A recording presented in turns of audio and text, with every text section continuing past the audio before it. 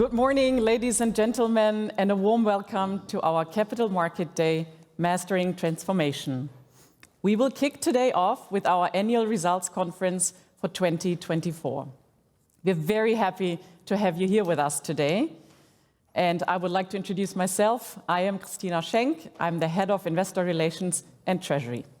Good morning, everybody. My name is Willem Spelten. I'm heading Corporate Communications. Also, a warm welcome from my side. We start today with the annual results conference for the approximately first 30 minutes, followed by the Capital Market Day, Mastering Transformation, providing a comprehensive update on where we are standing and where we are intending to go for analysts, for investors, and for the media. So in total, our presentations will last for roughly 2 hours. You can follow our stream with simultaneous translation into Chinese and German. For those of you in the room, you can access the translation function as well. Channel 1 for German, Channel 2 for English, and Channel 3 for Chinese. And both Q&A sessions after the CMD will be broadcasted on our website, so you can also join digitally. The event ends around noon today, and we will now start with the annual results conference hosted by our CEO, Ola Källenius, followed by our CFO, Harald Wilhelm.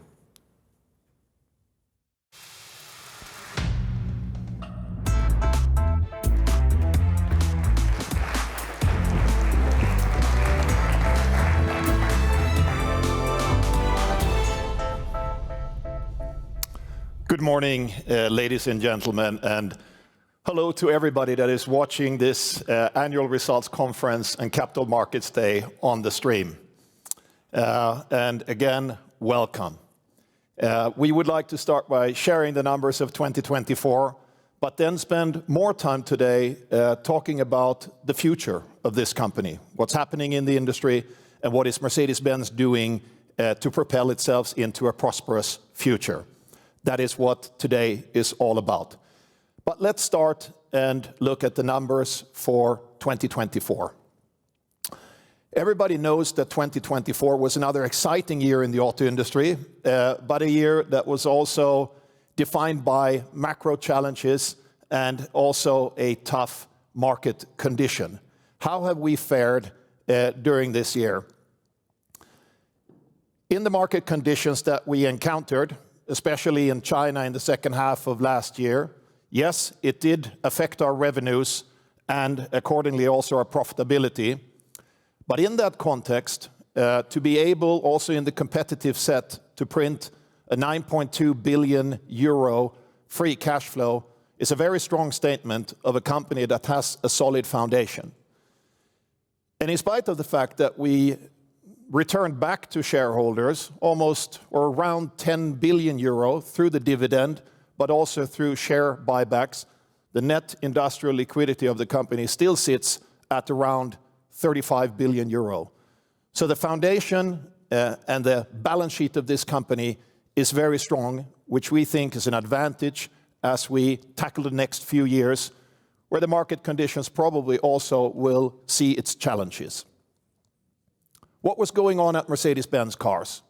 Well, at Mercedes-Benz Cars, for those of you who joined us yesterday, you got a little special presentation on the G-Class. It's one of those unique icons in our portfolio.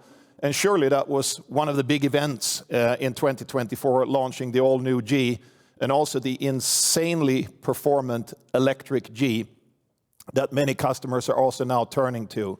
The perfect car for adventure, now at zero emission. But 2024 was also a year where we have laid the foundation for what we're going to talk about in the update into the future. Markus Schäfer, our head of R&D, is here today. His team, but also all the teams in R&D, in production and marketing and sales, they're readying themselves for what is going to be the biggest tech and product launch offensive in the history of this company. So whereas maybe we didn't have so many launches in 2024, that didn't mean it was a slow year. It was probably one of the busiest years that we have ever had, and we're ready and poised to go. If we take a little bit closer look at the structure of the sales, as I mentioned, we and others encountered a Chinese market with subdued consumer sentiment And yes, that also affected some of the upper ends of the segments. Whereas we have, in a successful way, protected our market share, and in many cases actually increased our market share. This is something that we had to deal with in 2024, and we're looking at how does this develop in 2025, and how do we make sure that our very strong position on the top end, that we can protect it, and also in the next few years, build upon it. On the XEV side, if you double-click on XEVs and BEVs, and you do an analysis of the premium luxury market of what's going on, you quickly see that in the segments where we have the most of our first-generation electric vehicles, which is E-Class and S-Class segments, sedans and SUVs alike, in most markets, Mercedes-Benz is the EV leader in those segments. And this is in spite of the fact, with all the market pressure and many market participants resorting to price action, you're not completely immune to that. We try to be a little bit more careful. The biggest segment in the EV side for premium and luxury is GLC and C-Class segment.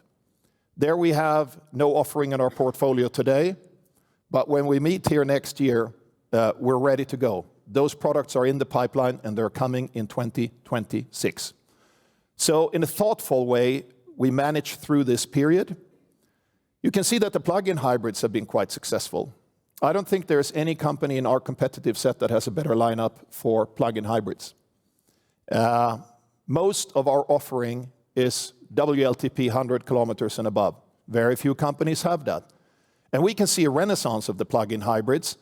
And in this day and age, where I think it's clear that the transformation into electric mobility is going to take a little bit longer than maybe most people thought 5 years ago, and it's going to be heterogeneous, to have that card as well to play is good. That's a strong hand. The van division. The van division had another banner year. The profitability was, again, unusually high. When Matthias Geisen, who has now moved into marketing and sales, presented the van strategy a couple of years ago, he said, a light commercial van company based in Europe that can print a double-digit margin at all is a phenomenal result. And here again, they have done it north of that. What is it? It's the strength of the portfolio, it's the strength of the products, good structure, disciplined go-to-market strategy, and also good on pricing. That doesn't mean that you can sit back. The van division is going through, similar to the passenger cars, maybe even more in relative terms, a very big change. You know that the cycles of vans are longer, and we have started also here the biggest investment and product offensive in many decades, and we will launch the first product of the so-called VAN.EA architecture next year, and then following products the years after that. They're as vigilant about cost as we are on the passenger car side. If you're making more money, you cannot kind of relax and become a little bit loose. You have to have the same discipline. One example of that, we're announcing that we are, again, adapting our production network. We're selling our plant in Argentina to improve the utilization of that plant to an investor group. So they will act as a contract manufacturer to us, but can use unutilized capacity in that plant for other things. So again, improving our fixed cost position for the van division.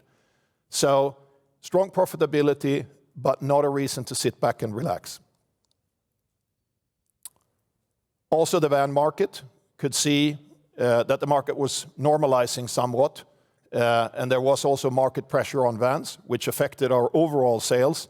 But as I mentioned, with a very, very good structure, we are kind of in Europe the premium van of choice. We have a strong business in the United States, and we have a niche business in China that we think with the next VAN.EA architecture, we can grow further.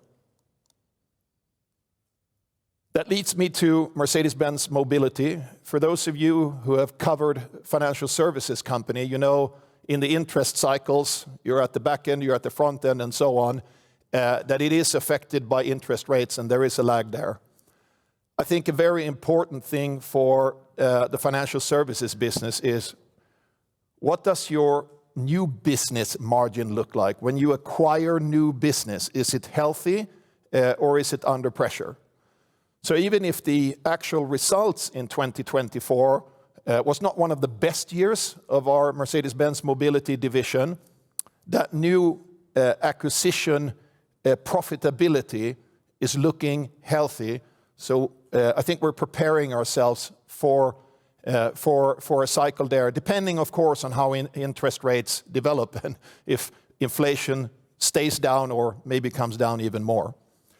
But I also want to give some kudos to the mobility team, because not only are they kind of the wing person of marketing and sales facing the customers, they're doing other enabling things. And one of those projects is charging solutions. What was a PowerPoint presentation and an idea a couple of years ago is now starting to become reality. Through participation in consortiums and through our own activities, we are now building a Mercedes-Benz charging network, high-power charging network. Will be fantastic for this car that is next to me here, around the world. And I've already visited some of those, both here in Europe and in the United States, and kind of really feels good when you're a Mercedes driver and you hook up and it's just plug in, it's very quick and you go. And the message for that activity is clear. Going into the future with the electric offensive that's coming, the message to this customers is, we've got your back. If you get a car from Mercedes, you're going to get the convenience with it. And with that, I will hand over to Harold, who will drill down on the financial numbers. Thank you.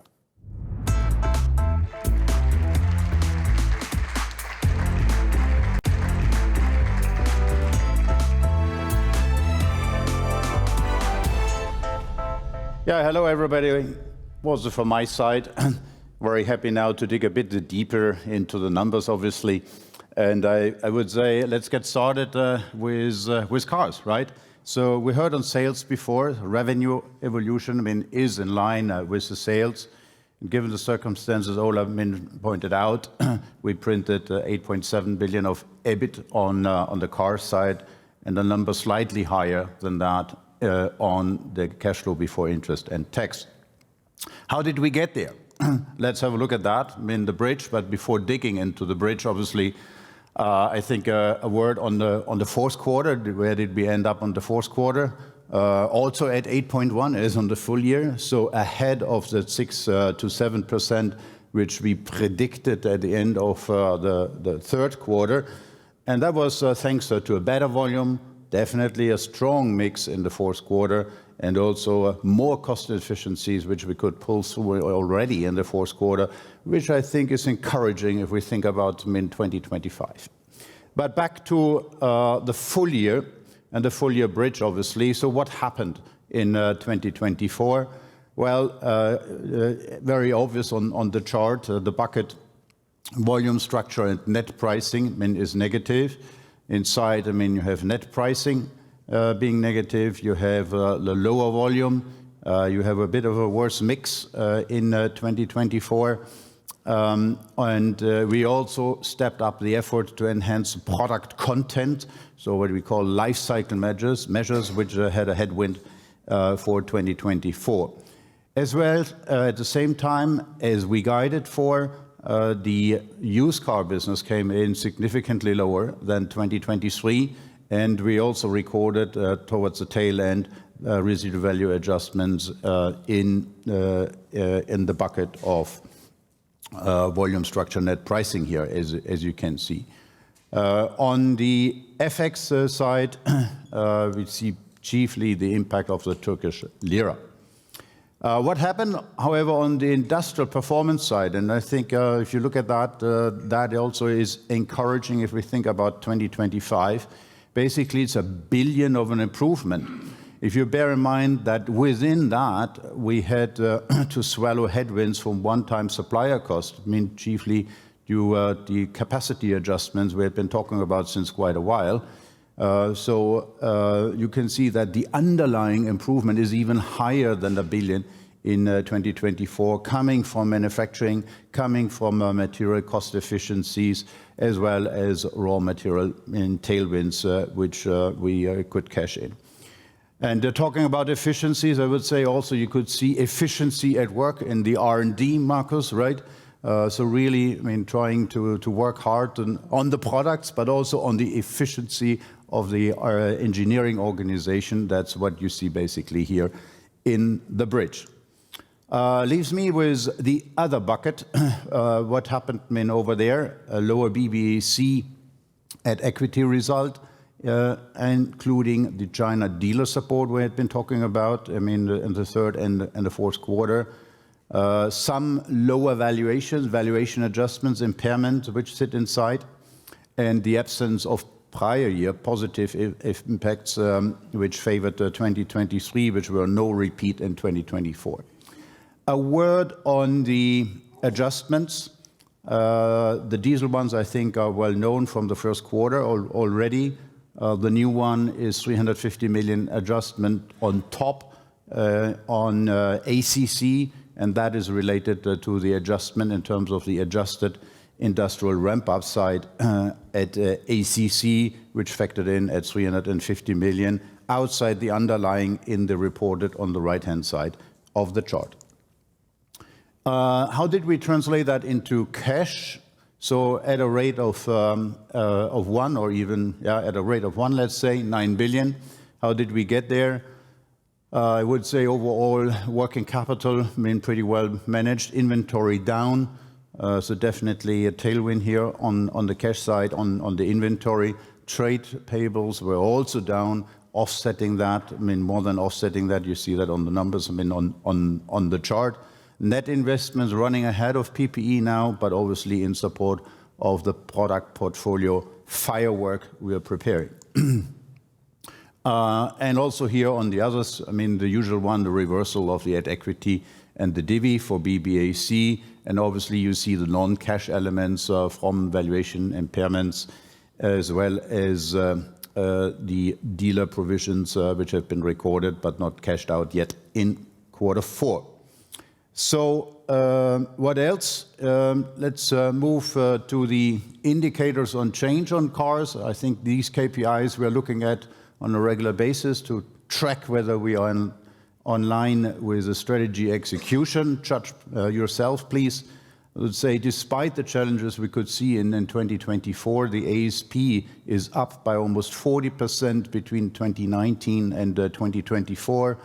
We ended in the fourth quarter the ASP at 72,000 euro, which I think is a good number. Look at the workforce reduction, 11%, 15,000 people. Thereof 10,000 white collar, which we reduced since 2019, and that is obviously a key supporter to the fixed cost achievement of 19%. Compared to 2019. And I would like to emphasize this is net of inflation. So if you bear in mind the inflation numbers in Europe and in the world, I think that's a quite sizable number. On the investment side, you also see the discipline at work. All in all, 8% down compared to 2019, with a strong emphasis on the R&D side to support the product portfolio development, but a very stringent and disciplined approach on the CapEx and the PPE side. But we'll talk about that a bit more in depth later when we come to the CMD part of the session.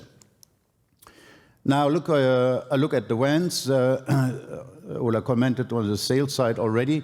I would like to emphasize, however, I mean, look on the revenue side, which suffered less. I mean, how was that possible? Mix at work, disciplined pricing, but favorable mix at work, and that is also a key reason why you see very solid print on EBIT and cash flow for the van division in 2024. Let's go to the bridge here as well. So how did we move throughout the year, ending at a very strong 14.6% return on sales.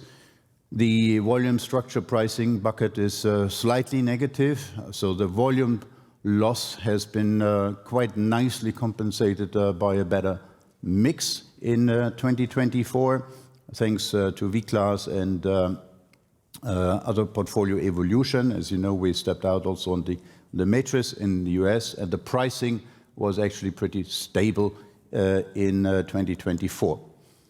Looking on the industrial performance, so this is slightly negative, some product-related cost and inflation headwinds which we suffered here. And on the others, that is related to model change over at FBAC. I would leave that here for the vans and jump to, on the EBIT side, and jump to the cash side. Strong translation of the EBIT into cash at a rate of 1. Working capital actually balanced, well managed, and the investments running ahead of depreciation. Not a surprise, is we invest into the ramp up of the van platform on the EV as well on the ICE side. Looking at the indicators of change on vans, well, also a pretty decent ASP step up by 40%. Active workforce reduction also at work, 10% down. Fixed cost also 19% down, again net of inflation. And on the investment side, obviously up in support of the van EA. So I would say strategy execution, if you judge it from the numbers, well on track on the van side.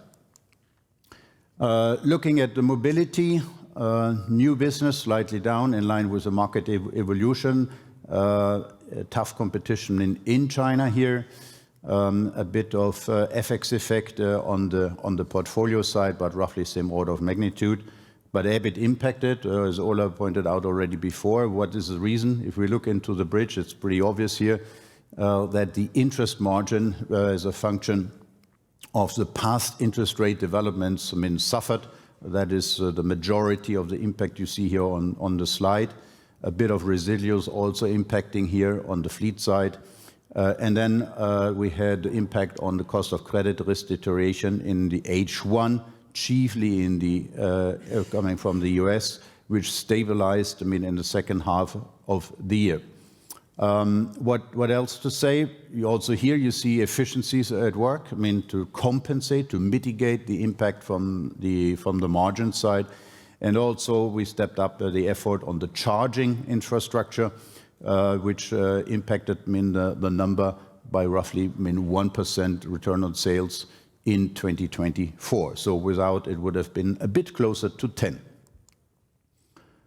Now looking at the group side, we talked to vans and cars and mobility. So I would just say the recon pretty balanced. So central function has been basically outweighed by positive contribution from the Daimler Truck side. With that, we are at including the adjustments I talked about before, we are at the group EBIT reported at 13.6 billion. That translates after effective tax rate of 26% into a net income of 10 billion, 10.4 to be precise. And you can see the EPS of 10 euro, which obviously has been favored, supported by the accretion effect from the share buyback. So looking on the cash evolution in 2024 at the group level, again, business side we explained, leaves me with the income tax 3.9, obviously down in line with the underlying results. Interest rate is positive. And then in the others, you have the DV contribution from trucks throughout the year. And yeah, I think in these circumstances of where we had been in 2024, 9.2 billion is a solid number in terms of free cash flow. On the nil side, well, you see the cash flow at work with 9 billion, as explained before. You see the shareholder returns, 5.5 billion of divvy. We completed both programs of the share buyback, the 4 + 3 programs, 7 billion. And that means 10 billion has been returned to shareholders, to you, in 2024. We also got some divvy and capital return from mobility. That makes a closing net cash position of 31 billion compared to an opening of 31 billion. I would say this capital allocation framework was pretty much at work. Wouldn't you agree with me? So let's come to the outlook. So The assumption chart, I spare you that. However, I would like to emphasize one point. The outlook is based on the current, today's regulatory framework. What does it mean? Any additional tariffs over and above which do exist today are not included in this guidance. However, I'd like to give you a bit of a sensitivity if the tariffs for exports from the EU into the US would step up from the current 2.5%, say, to 10%. What would be the impact on a gross basis on the margin for cars? I would say up to 100 basis points in terms of gross impact coming from that. However, before any mitigation. Mitigation, when does it come? How many vehicles do you have in country? How do you react to it? That's why it is so utterly difficult to give any number on that one. And that's why we guide before any incremental impact which could be possible in this respect. A word on the measures which have been taken in China for the imports from the US to China, which impacts obviously vehicles with engine size bigger than 2.5 liters displacement. So that is a very limited impact. The reason is we already have quite a lot of vehicles in country, therefore the base to which applies is more limited. So now let's dig a bit into the division guidance for the cars. Where do we see the sales evolution in 2025? We take a prudent and a cautious view here, I would say. We look at the various markets. So we look in particular at China. We see a very competitive environment continuing in China in 2025, and that's why we assume some further impact. Whereas in Europe, we see rather a stable sales situation for 2025. Overall, in the US, we see a very solid underlying customer demand momentum. Maybe in terms of the group sales, however, the number might be slightly lower in 25 than in 2024. That means, all in all, we see the sales for 2025 at slightly lower than 2024. What does it mean for the margin side? Sorry, first jumped over the xEV share, so we expect that to step up. As Ola pointed out before, very strong plug-in portfolio at work where we see good momentum. Obviously, this beautiful vehicle will come to market, but the impact in 2025 and taking the share higher is still more remote. That is something you will rather see than in 2026 moving forward. Now, coming to the margin on cars.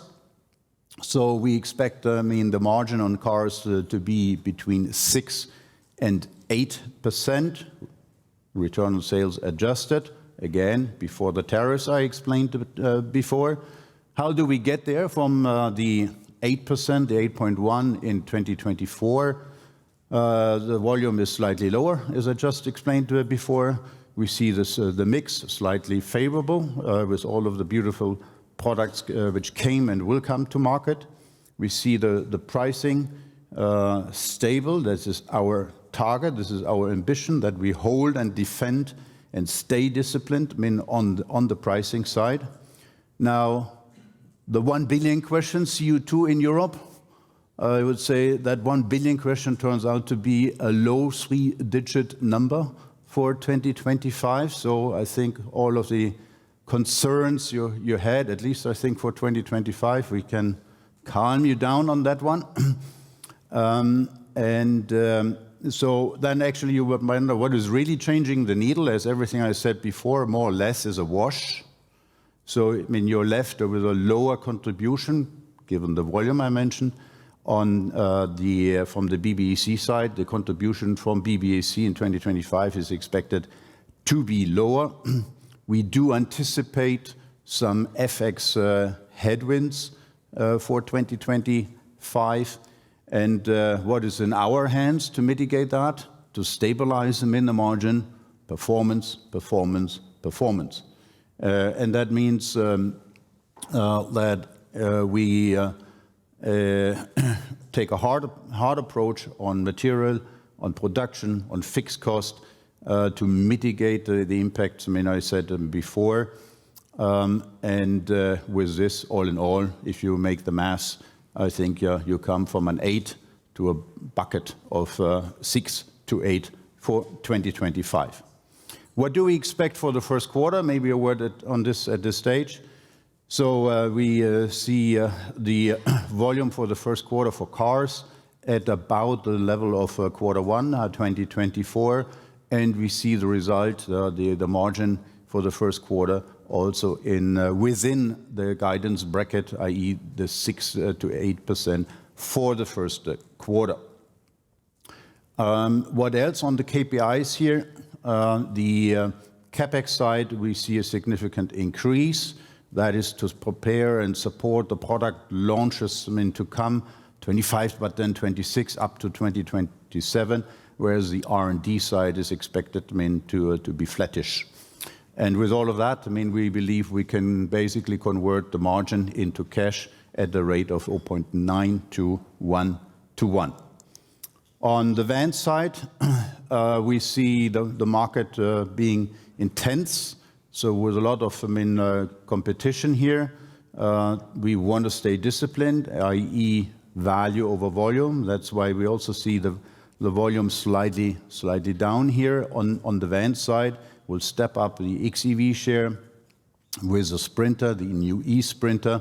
And what does it mean for the margin? So we see that at the 10 to 12% for 2025. How do we get there? Lower volume, as I just said. Then pricing and the mix, solid, stable. Here, the headwind from CO2 in Europe has a more meaningful impact. The number in absolute is higher on the vans for Europe than it is on the cars, and therefore, obviously, on the percentage basis, given a smaller business, it has a more material impact. So probably one of the most important levers or impacts on the margin walk from 14 to 10 to 12 between 24 and 2025 is coming from the CO2 in Europe. And at the same time, we're ramping up the effort and the prep work for the van EA or van architecture and the investments into our Eastern Europe Jawor facility. So with all of that, before tariffs, a 10 to 12 on the vans. Now, on the Q1, we see that in terms of the margin, also in the same ballpark as the fourth quarter, and R&D and PPE is expected to increase significantly to prepare for van, EA and the Jawor. Mobility, we expect the return on equity to be between 8 and 9%. What do we see here? Basically, we see some tailwinds in markets outside of China. However, pretty tough competition continuing in China. So that's basically how that balances out. Then we continue the investments. We step up the investments into charging in 2025, whereas the cost of credit risk are expected to be rather flattish. That brings you to 8 to 9 all together. And also the Q1 is expected to be in that corridor. And leaves me with a group guidance. So on the assumptions of the division, obviously, no surprise that the group revenue is expected to be slightly below in 2025. The group EBIT, as well as the cash flow, is expected to be significantly below on the assumptions I just outlined on the division side before. If you then factor on the cash flow, in the matter of fact that the cash conversion on the van side is lower due to the ramp up of the investments on the van side, I think you explain the guidance for the cash flow at the group level. And I think with this, I hand back to Christina and Willem. Thank you.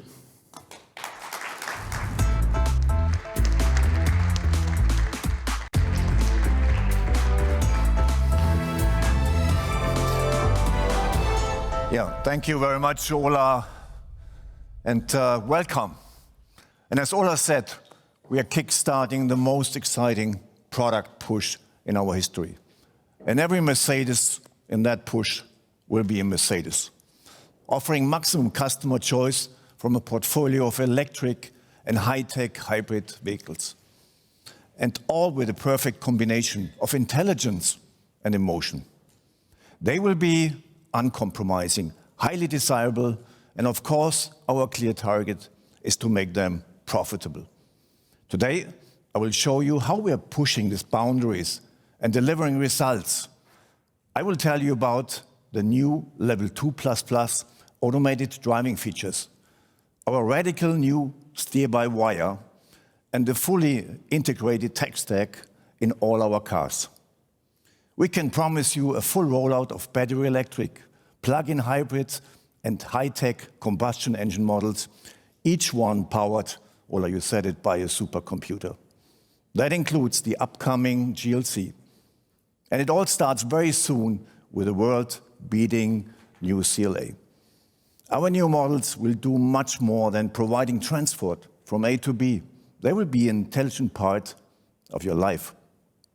We are already delivering benchmark intelligence with the new E-Class, with the precursor to our Mercedes-Benz Operating System, MB.OS. And this is just the start, and we are making rapid progress. Our developments offer huge potential for customer benefit, and the transformation through AI will be a key enabler. With MB.OS and AI, we aim to create the most intelligent and emotional cars we have ever made. And that's because they change our relationship with the customer, giving us direct contact with the customer and allowing us to deliver direct benefits, but also creating synergies, efficiencies, and new business. So let me break that down into 3 categories of AI. Start with the first one. For customer conversational AI, this brings new customer experiences. We are already doing this with ChatGPT, which has greatly enhanced the experience of our MBOS voice assistant for general knowledge questions. It offers natural conversations that are more like chatting to a friend. With behavioral AI, we train our systems based on human patterns to create more natural user experience. This includes personalized and proactive suggestions, and it also elevates the driving behavior of our Level 2++ system, known as point-to-point assisted driving. The third category is agentic AI. We're using multiple agents to develop our hyper-personalized user experience. So that's kind of the end of the apps. Our new MBOS virtual assistant, based on MB.OS, is the first big step. It uses a multi-agent approach to pick the best agent to answer questions. And using the latest large language models and context awarenesses, it can answer follow-up questions in a very natural way, like you would have a human conversation. And it makes it even easier for our customers to connect with their vehicle. Finally, we are also looking intensively into VLAMs, Vision Language Action Models, which can enhance automated driving and in future help to bring voice communication and car behavior even closer together. Our MB.OS embraces AI because it's a very own system. It brings scalable and flexible intelligence into our entire portfolio. The benefits introduced into the new E-Class are also now available in the C-Class, CLE, and GLC. So the new CLA, based on MMA architecture, will be the first vehicle to run entirely on MB.OS, making it our first software-defined vehicle. It's the world premiere. It's going to be next month with market launch this year. So from now on, all vehicles in all segments will run on MB.OS. That includes our combustion and hybrid portfolio, as well as all our electric architectures. Our MB.EA for core and top-end vehicles, AMG EA for high-performance vehicles, and Van EA for our van portfolio. So why do we want our own operating system? Because we want to be the architects with full control over the system and direct contact to our customers. The architecture covers all domains: infotainment, automated driving, body and control, driving and charging. And we have control of all sensors and actuators across all of them. And this enables us to offer our customer a truly superior product experience. So 2 years ago, we announced this incredible new digital experience. Now we are delivering. Our own operating system is already up and running. It is ready to hit the road now with a new CLA. MB.OS is purpose-built and highly versatile. This allows us to work with the best partners where we need them. And we can choose the third-party content our customers want. In all markets and regions, navigation is one example. We are working with the best local partners. Google for Western markets, AMAP for China, TMAP for Korea. And this is good for our customers and good for competition. We decide who we want as our partners, so we can offer our customers the true Mercedes-Benz user experience with the features they want and the style they love. MB.OS is data-driven and personalized, and we ensure that the highest requirements for privacy and safety are built in by design. Our architecture is scalable to fit every segment and is designed to decouple software and hardware development. MB.OS has advanced connectivity, and all the computes in the car can be updated over the air. This allows us to keep our vehicles fresh for the entire life cycle. So final testing of the CLA is delivering great results. So see yourself what customer benefits MB.OS will bring. Welcome to MB.OS. Created for customers, tailored to every market, constantly improving with over-the-air software updates. High-performance computing, combined with access to all sensors and actuators for an intuitive and immersive customer experience. Bringing AI-based and point-to-point assistance systems to the latest models. And now you can also upgrade the driving assistance systems, even after you bought the vehicle. MB.UX Virtual Assistant, combining human-like conversations and the best generative AI tools into one powerful solution. Best-in-class navigation and amazing 3D graphics.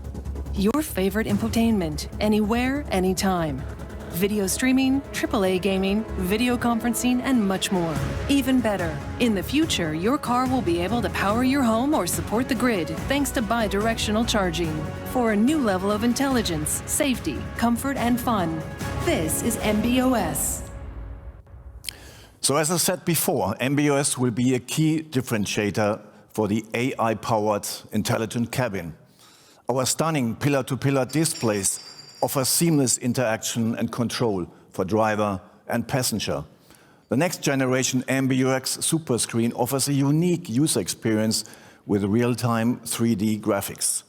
The smart cabin is a key element for the utmost customer experience in combination with Level 3 automated driving and beyond. With AI, we are making even more immersive and hyper-personalized fit for all passengers. Our MB.UX Virtual Assistant elevates your relationship with the car.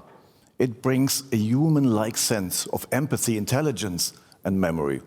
This means chatting to the virtual assistant is like a normal conversation, and our customers get quick, easy, and up-to-date answers for their questions, from navigation information to general knowledge. And our multi-agent architecture includes generative AI models like ChatGPT and Gemini. The MB.UX Virtual Assistant seamlessly selects the right agent to deliver the best experience. Meanwhile, our MB.UX Surround navigation combines route guidance and advanced assistance. It is especially helpful in busy urban environments, and it is all powered by the latest high-performance chips. MB.OS is designed for deep system integration, enabling a high level of orchestration of all domains. That means full networking and control of everything, including video, sound, light, and even air conditioning. The result is a truly immersive customer experience. And as you can see, our intelligent cabin is also a highly emotional cabin.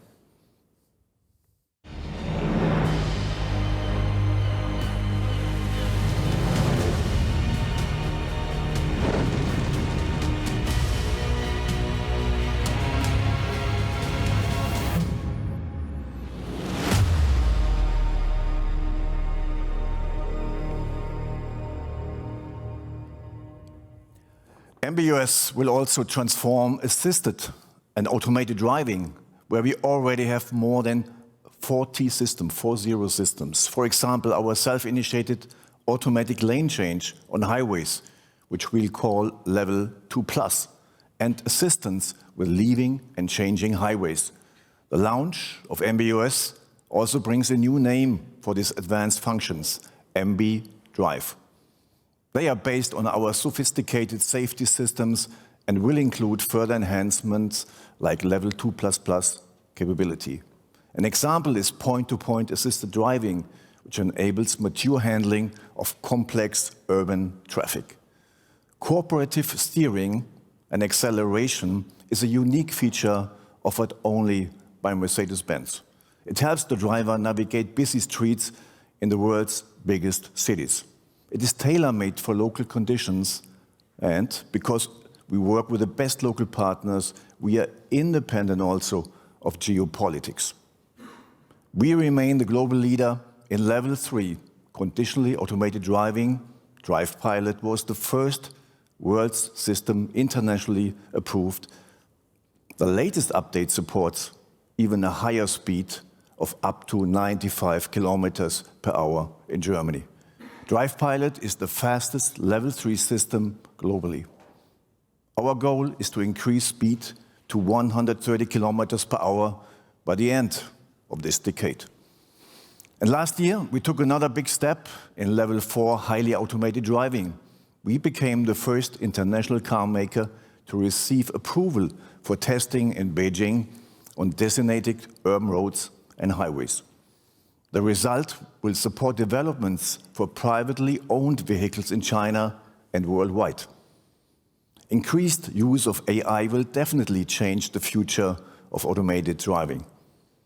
Rule-based models are being replaced by stacks with end-to-end models, always with a focus on utmost safety and transparency.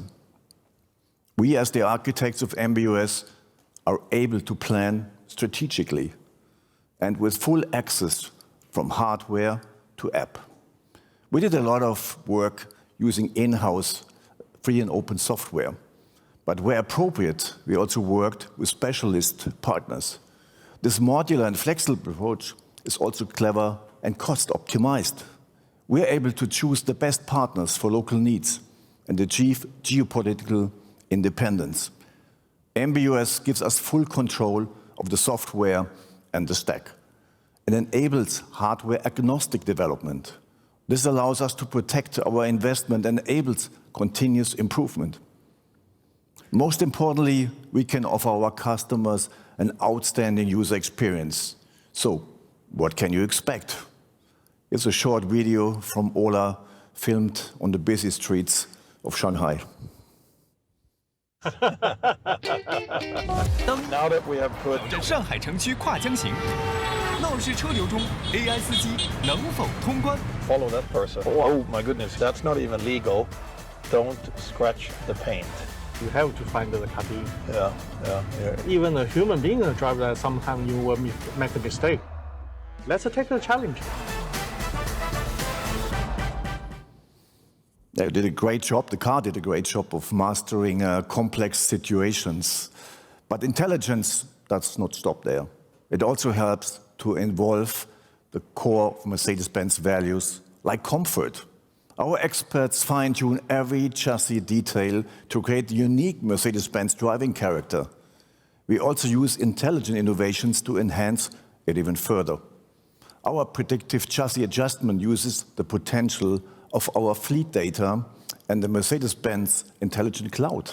This means our systems can anticipate bumps and obstacles for an even smoother and more comfortable ride.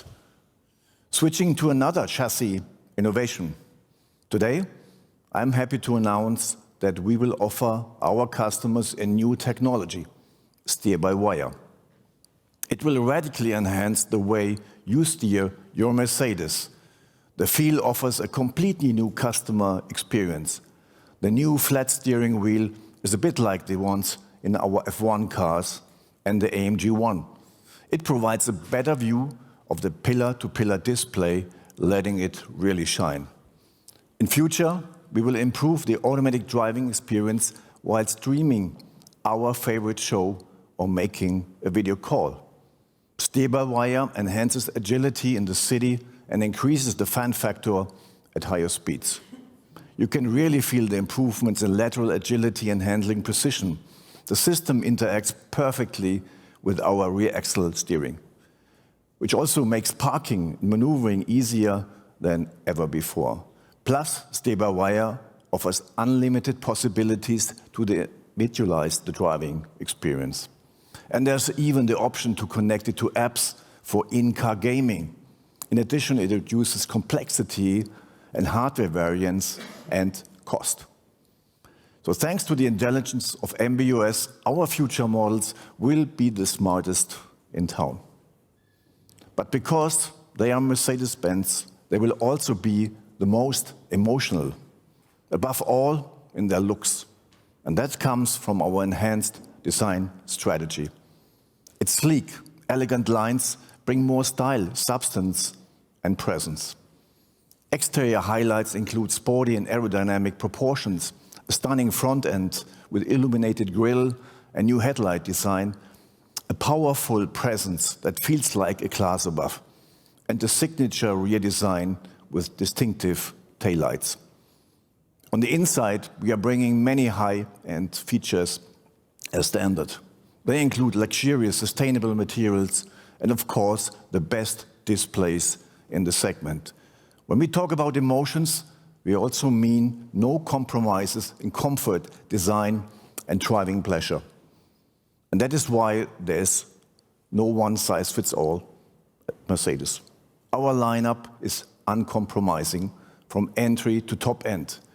We will not sacrifice key values in the name of drivetrain flexibility. So let me explain, starting with our core and top-end models. They will have dedicated battery electric offerings and dedicated high-tech electrified combustion and plug-in hybrid offerings. These will have longitudinal rear-wheel drive layouts, which our customers love. We believe this is the best way to meet demanding customer requirements. With dedicated offerings, we will beat the competition where it matters in terms of space, comfort, and versatility.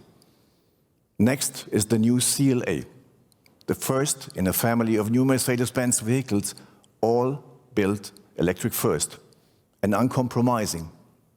Each new model will be a true Mercedes-Benz in every respect, which is just as uncompromising. The space-saving transverse engine layout works perfectly with both electric and hybrid drive in the segment.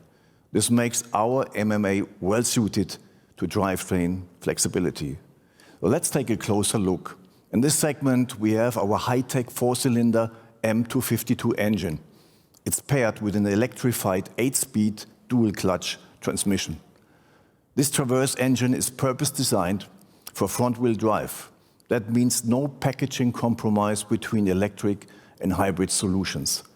And the electric drive characteristics are far superior, thanks to our electric drive unit 2.0 with a 2-speed gearbox. This maximizes efficiency across the board, from driving around town to cruising at high speed on the Autobahn. It's really the new efficiency benchmark. We will demonstrate this very soon with the new CLA, a clear transfer from our Vision EQXX technology program, which pushed through barriers. The Vision EQXX broke efficiency records in range and consumption.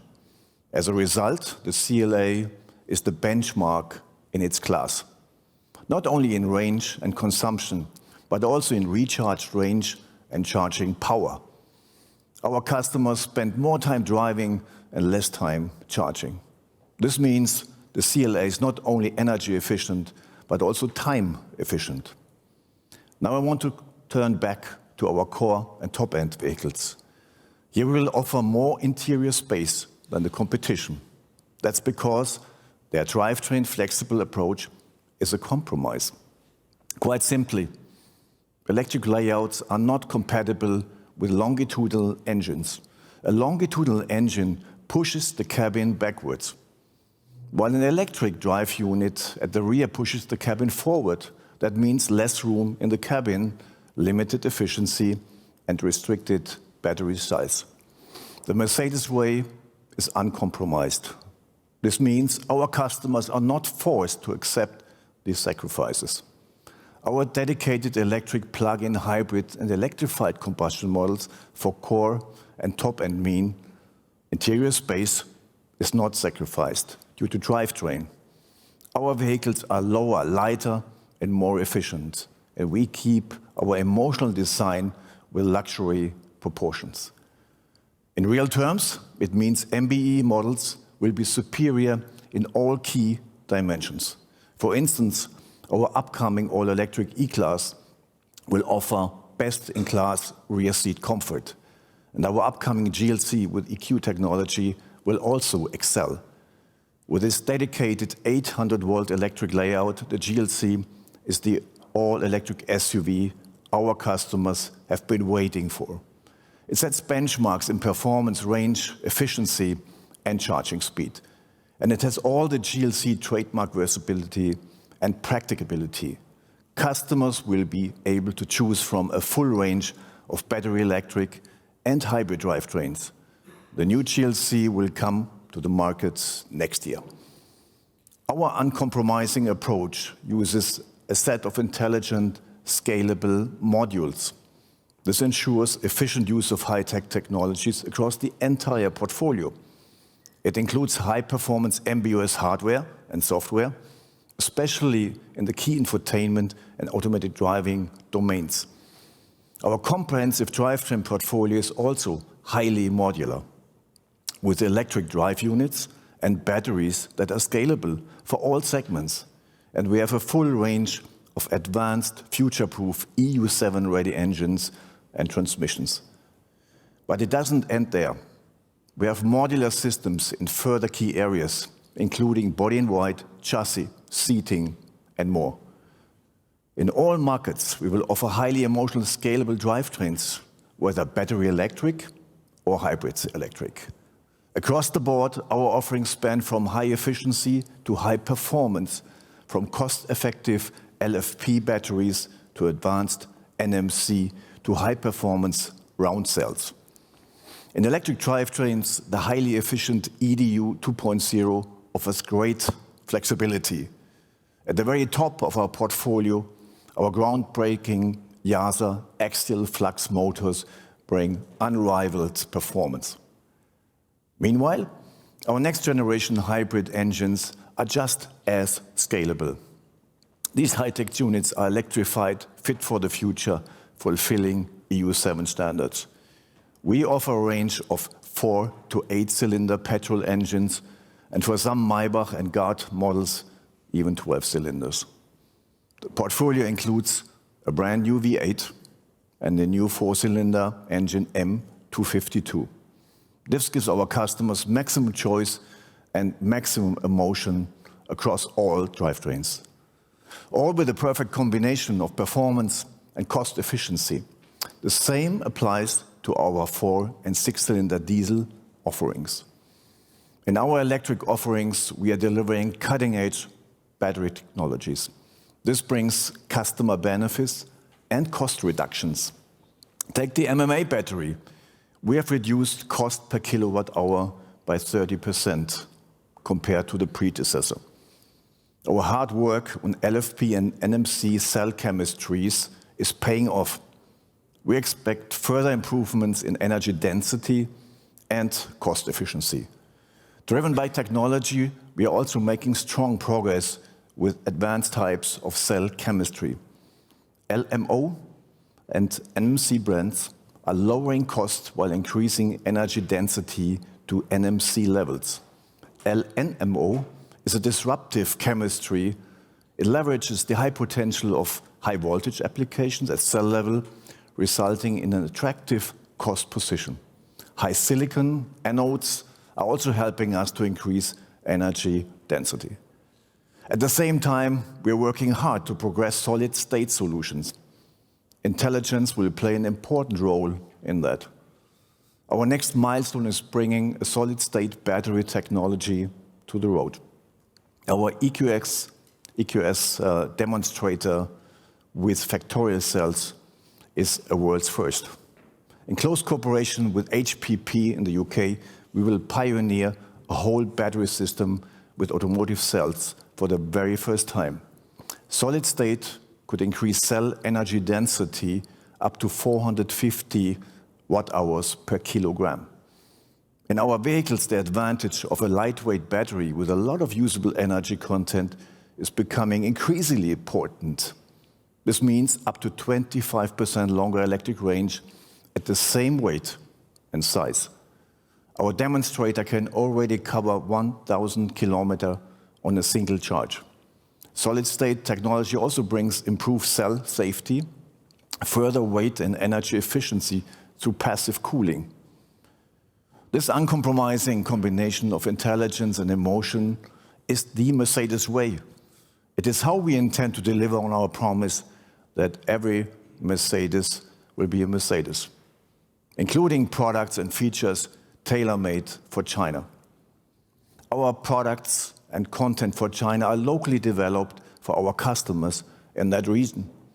Our customers in China get specific apps and content, as well as their own infotainment and automated driving features, and a strong dedication to the rear cabin. Long wheelbase versions will meet our Chinese customer requirements. In future, there will be 7 long wheelbase models across all segments and drivetrains. We are also ramping up speed of our R&D in China, maximizing the advantage of our global resources and local expertise. Likewise, local innovation inspires and accelerates our global R&D. It is already our most wide-ranging R&D network outside of Germany, based on a presence dating back of more than 20 years. Through this, we are delivering the technologies that excite our customers. Our strategic cooperation with local heroes are helping us to drive innovations even faster. This includes boosting localization with new facilities in Beijing and Shanghai to really make the most out of the local ecosystem and supplier landscape. This game changer combines Mercedes-Benz standards and values with China's speed. One word that describes competition in China currently is Juan. This means involution, which refers to something that can no longer evolve, no matter how hard it tries. Resources are limited and local competition is taking irrational decisions. But the efforts are delivering little or no returns. We will not be drawn into this downward spiral. Across the board, in all markets, we are evaluating intelligence significantly. At the same time, we are greatly lowering complexity and cost. We are driving down variable cost with lower unit cost for our new entry batteries with LFP technology. By making localization in China, by developing advanced automatic driving systems and assistance systems without LiDAR up to level 2++ and without HD maps, and through strategic cooperation on our entry-level hybrid engines. We are achieving standardization that reduces the overall number of ECUs. Intelligent use of our models across our vehicle architectures will bring substantial benefits. We are streamlining our offer with fewer hardware variants. This includes a single ICE variant for entry-level models. When it comes to funding, we are right-sizing our global R&D resources. Vertical integration of our MB.OS allows an evolutionary approach. And we are also using digital tools to minimize our hardware use in test fleets.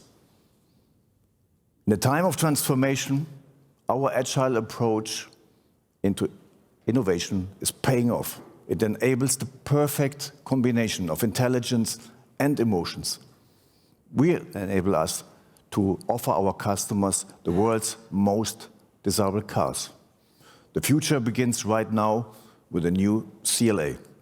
It is the cleverest car Mercedes-Benz ever made, with a world-beating new level of electric efficiency and digital intelligence. It makes a powerful statement and puts our R&D strategy on the road in customer hands. Thank you, and I will hand over to Harold.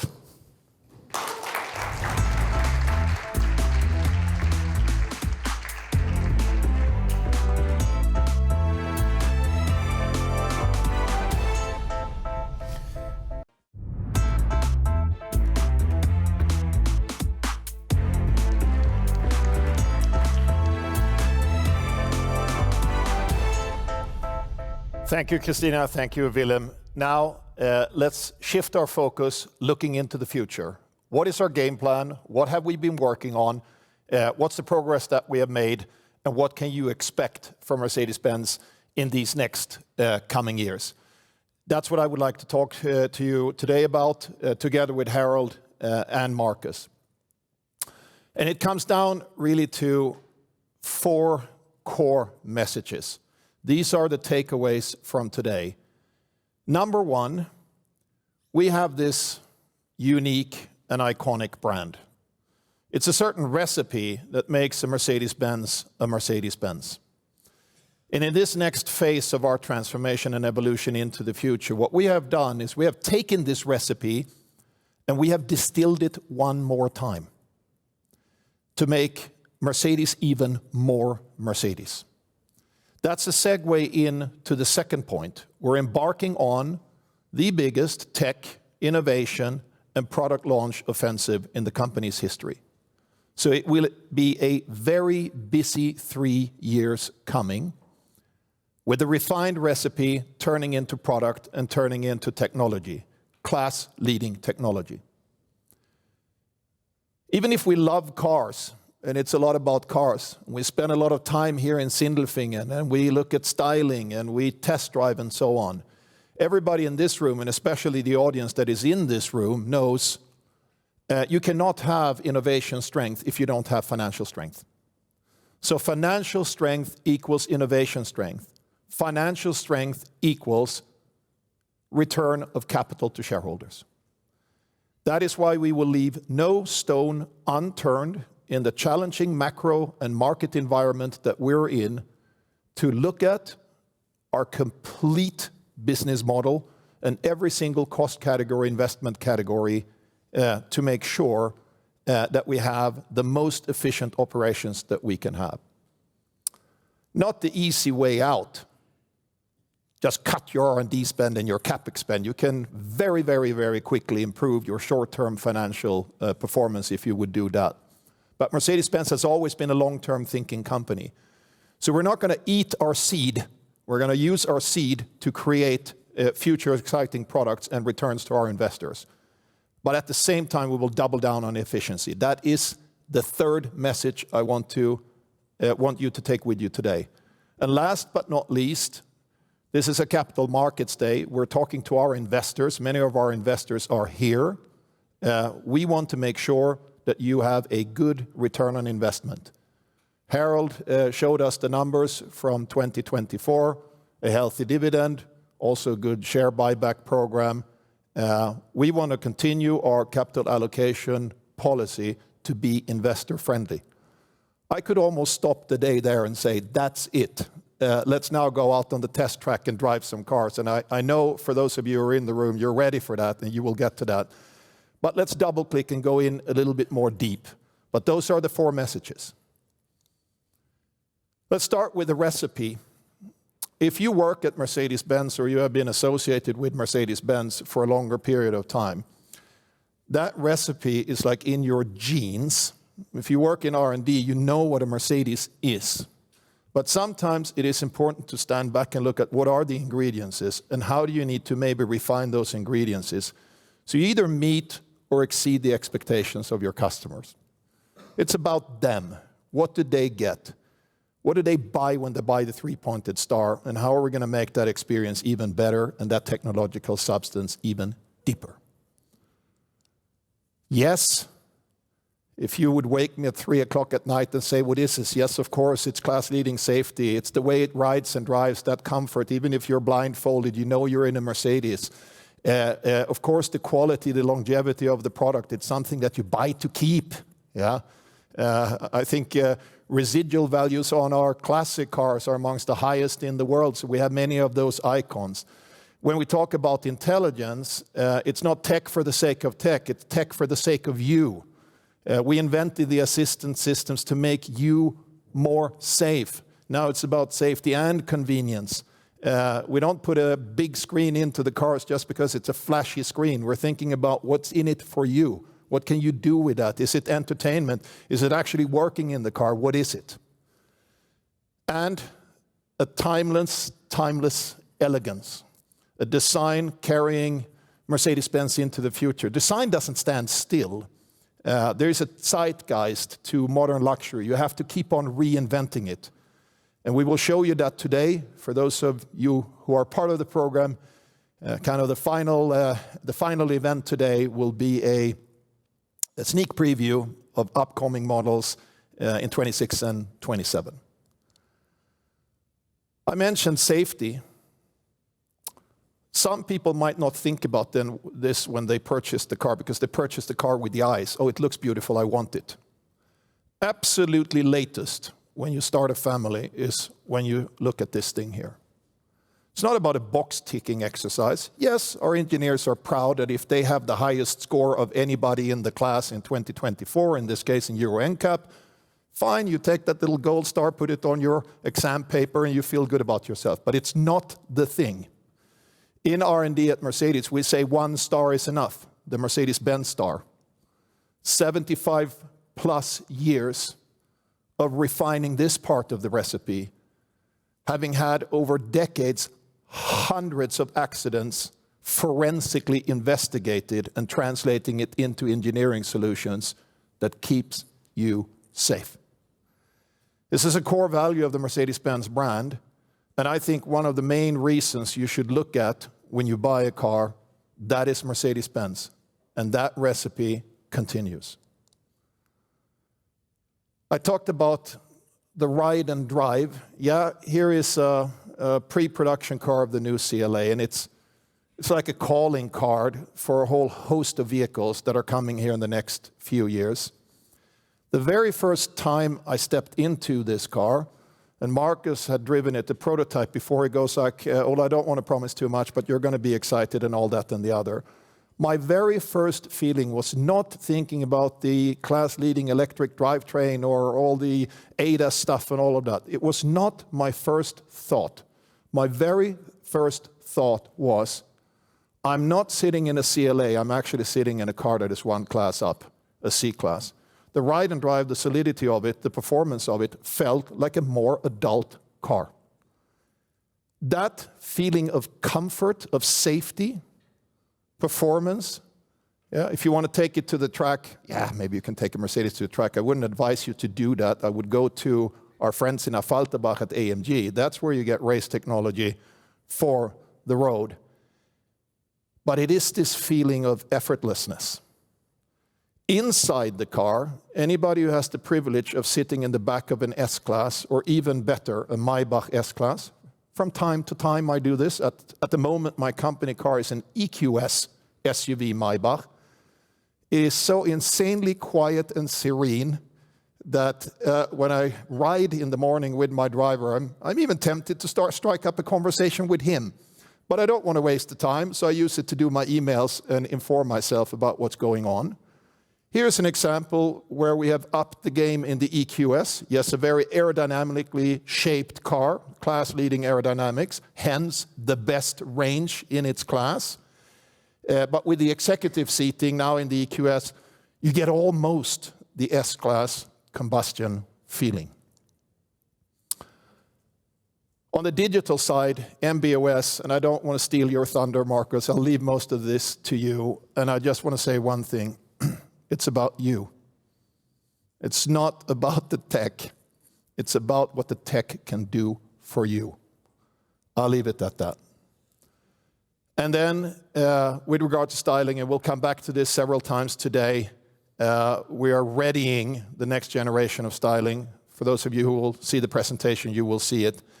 But there needs to be a level of timelessness to it, so that when you look back 20, 30, 40 years later and you see it, of course, cars will look different in the future, but you look back and you go, the proportions are right, the lines are right, it just feels right. Even if you know nothing about cars, subliminally, it needs to feel right. So that's the recipe. But the recipe is not just the product. I'm the first to admit that we are a product-centric company. Quite often you talk to consultants, you need to be customer-centric. Yeah. Yes, you are customer-centric, but we come in our DNA from the product side and then to the customer. But we're working very intensively on the customer side as well.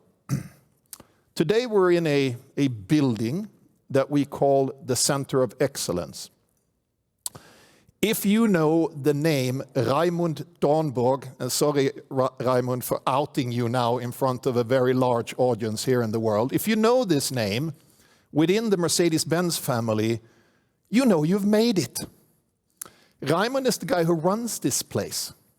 This is the place for the very best Mercedes customers. They come here and they spend hours here looking at options from our manufacturer. And for those of you who saw the presentation of AMG yesterday, you saw that we're kind of increasing the level of manufacturer content in our vehicles on the upper end. We are making that also a strategic imperative. In a building only 5 minutes away from here, we have more or less cleared a whole part of the factory and turned it into a manufacturer production. Yes, it's craftsmanship. Yes, it's expensive. But yes, if you buy a tailor-made suit on Savile Row, you expect to pay maybe a little bit more than if you buy a pret-à-porter in one of the department stores. And that is what manufacture is all about. So we will continue to build the individualization for Mercedes-Benz customers, not just here, but also make it more available and more convenient for customers around the world to tap into it. Speaking of customers, we have the product, we have the individualization of product. What about the other touch points? Maybe I should have shown a picture of our service network around the world. There is no premium luxury brand that has a broader and stronger service network than Mercedes-Benz around the world. It's actually one of our assets, and it's also an asset in the intense competition with new entrants into the market. And yes, the service level of spare parts is extremely high at Mercedes-Benz. Usually you don't have to wait. If you have to wait, I'm sure the customer says, hello, I'm waiting, and we will respond quickly to it. So all of those mechanisms in the background, the ingredients is for successful automotive company. They're relevant, and we're working on them. But we're also trying to improve every single touch point vis-a-vis the customer to make the experience for the customer even better. On the left-hand side, you see an example of an almost insane Mercedes showroom invested by one of our private investors that says, I believe in this brand. I've seen what you have in the product portfolio. I'm going to put $100 million plus into a facility that is almost like a place for pilgrimage for Mercedes fans. The digital side, little anecdote from the past. Some years ago, my dad or my parents who live in Sweden said, want to buy a Mercedes? Yes, they drive Mercedes. And I said, let me help you configure the car. In this case, it was an E-Class. And I sat down with my dad to configure the car. I pretended with him as if I had everything under control, but it felt a little bit like I needed a PhD degree to understand all the combinations that I could configure. Good thought, execution maybe not perfect. The marketing and sales team has spent a tremendous amount of time to make the digital journey not only seamless into the physical journey, but much more convenient, much more easier to access. And yes, you can even buy a car online. Most people don't do that because it's a very big purchase, but you can do it if you want to. So the digital side of it is also important. We will continue to invest in the digital customer experience. Last but not least on this slide, if you see this artifact, it's even better than knowing Raimund Dornburg. If you get it in this Silver Arrows program that we're launching this year, starting here in Germany and then going into different markets. If you have this artifact, you are actually recognized as one of the best customers in the Mercedes-Benz family. Asterisk, you will have to spend quite a bit of money to get one.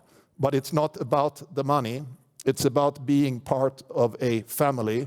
So on the very top end of our portfolio, we want to create a unique family for those customers and offer them experiences above and beyond the normal stuff.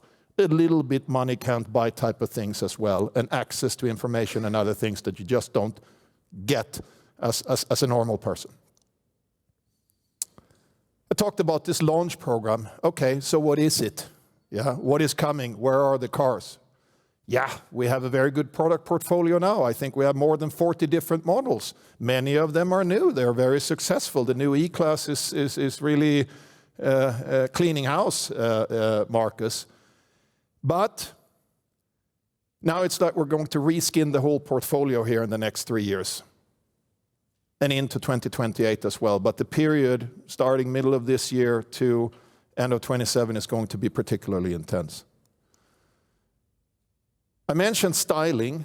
And styling is, as I said, kind of a zeitgeist thing. Modern luxury doesn't stand still. You reinvent luxury all the time. If you go into an old apartment in Paris, a beautiful old apartment that was built 100 years ago, it's beautiful. But if you would build it today, it would not look the same. You have to evolve this and you have to look into the future. And starting next year in 2026, we're going to kind of enter the next era of the design language. What has guided us here? When I was a kid, I grew up in Malmö in the south of Sweden. Most families back then, let's say in the 70s, maybe early 80s, they drove Volvo or Saab. If there was somebody in the neighborhood that had a Mercedes, and maybe that was a little bit more unusual there than if I had grown up here in Germany, I guarantee you that every single kid on the street knew who that was. And the symbol of it, I pulled out a grill from the past with this honeycomb pattern. It's like even if you see it in your indirect sight, you go, that's a Mercedes. I talked about distilling the recipe. The styling is also part of the recipe. The technical functionality, the packaging, how you sit, and all those other things, of course, no compromises there, but it's part of the recipe. So it's almost like we have done a soul search and go back into what is the Mercedes soul, design-wise, but carry that into the future. And that will start in 2026 and be the design gradually for all models of Mercedes-Benz, regardless if they are BEVs or ICE vehicles. So let's talk about the vehicles. Of course, I cannot in this public domain show what's behind the curtain here on every one of them. But look at this picture. You know, we sort our world when we think about how our portfolio is built up, top end. Yeah, the AMGs, the Maybachs, the Gs, the S-Class, the GLS, that kind of family. Core, where we have the E-Class and the C-Class and the GLCs and the GLE. And entry, the new MMA market architecture, where the CLA is, where the GLA is, GLB, and so on. I don't know if I've even counted, but it's probably more than 25 items on this list. For the investor, you can see that most of those are actually sitting on the top end. Some of them are, of course, derivatives of core models that AMG does. That's what they do. Some of them are unique AMG models. In the core side, and I think this is crucially important, especially for the BEV take rate that we expect to start growing once we have broadened our portfolio, launched this family. The CLA itself today is actually a niche vehicle in our sales. Why all the fuss? It's because it starts. It's kind of the first domino that falls in a whole host of cars. But you can also see here, and this is something that we told you more than a year ago, decided at the end of 2023, as we could see the transformation is going to take longer. It's going to be more heterogeneous. We had already made the decision to make sure that we have the ICE portfolio updated for the latest emissions and all the other refinements that we're doing to that. So you see quite a balanced picture here between BEV and ICE. Great news for the customer. All of the above, everything is available well into the 30s from Mercedes-Benz. A challenge for the financial controller, for the engineer.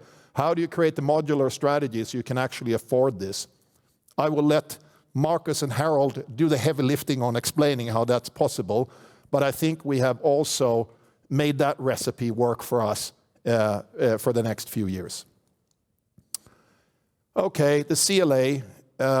The first kind of showing of this car was 2 years ago, or a little less than 2 years ago, at the International Auto Show in Munich. We made some promises. You know, you show a vision car, it's going to have good range and class-leading efficiency, and you're going to charge almost as fast as you can fuel. It will have built-in supercomputers. Every single Mercedes from this point forward is going to have supercomputers. It's going to have all the sensor sets. So you have the maximum, let's say, compute and hardware genes already in this car and every other car for any ADAS level that your software people are able to dream up. I mean, it's the whole package. Are we going to keep the promise that we made in Munich 2 years ago? Answer is yes, and then some. Now, the world premiere of this car is about 4 weeks from now at another event. So I'm going to stop there, otherwise we don't have to have that event. And then we want to launch it by the summer. And you should not take out victory before you have finished the game. So pressure on you, Marcus, and the team to now, I don't know, climb the Hillary steps and get up onto the summit and make sure that we finish the work, so we enter with a high-quality Mercedes product. But it's in the making. But more important is actually this car. So I would suggest that you show up in Munich again this year, because this car is just behind that car. This is the first car on the so-called MB.OS architecture. It is the all-new electric GLC. And yes, that will be the main show. Spoiler alert, come people, you can't stop me. I'm live on stage. It will be in Munich, and we will show you what that MB.OS family is going to look like. And needless to say, if this car has pretty good technical stats, that car is also going to have pretty good technical stats. And here's where the modular strategy also comes into play.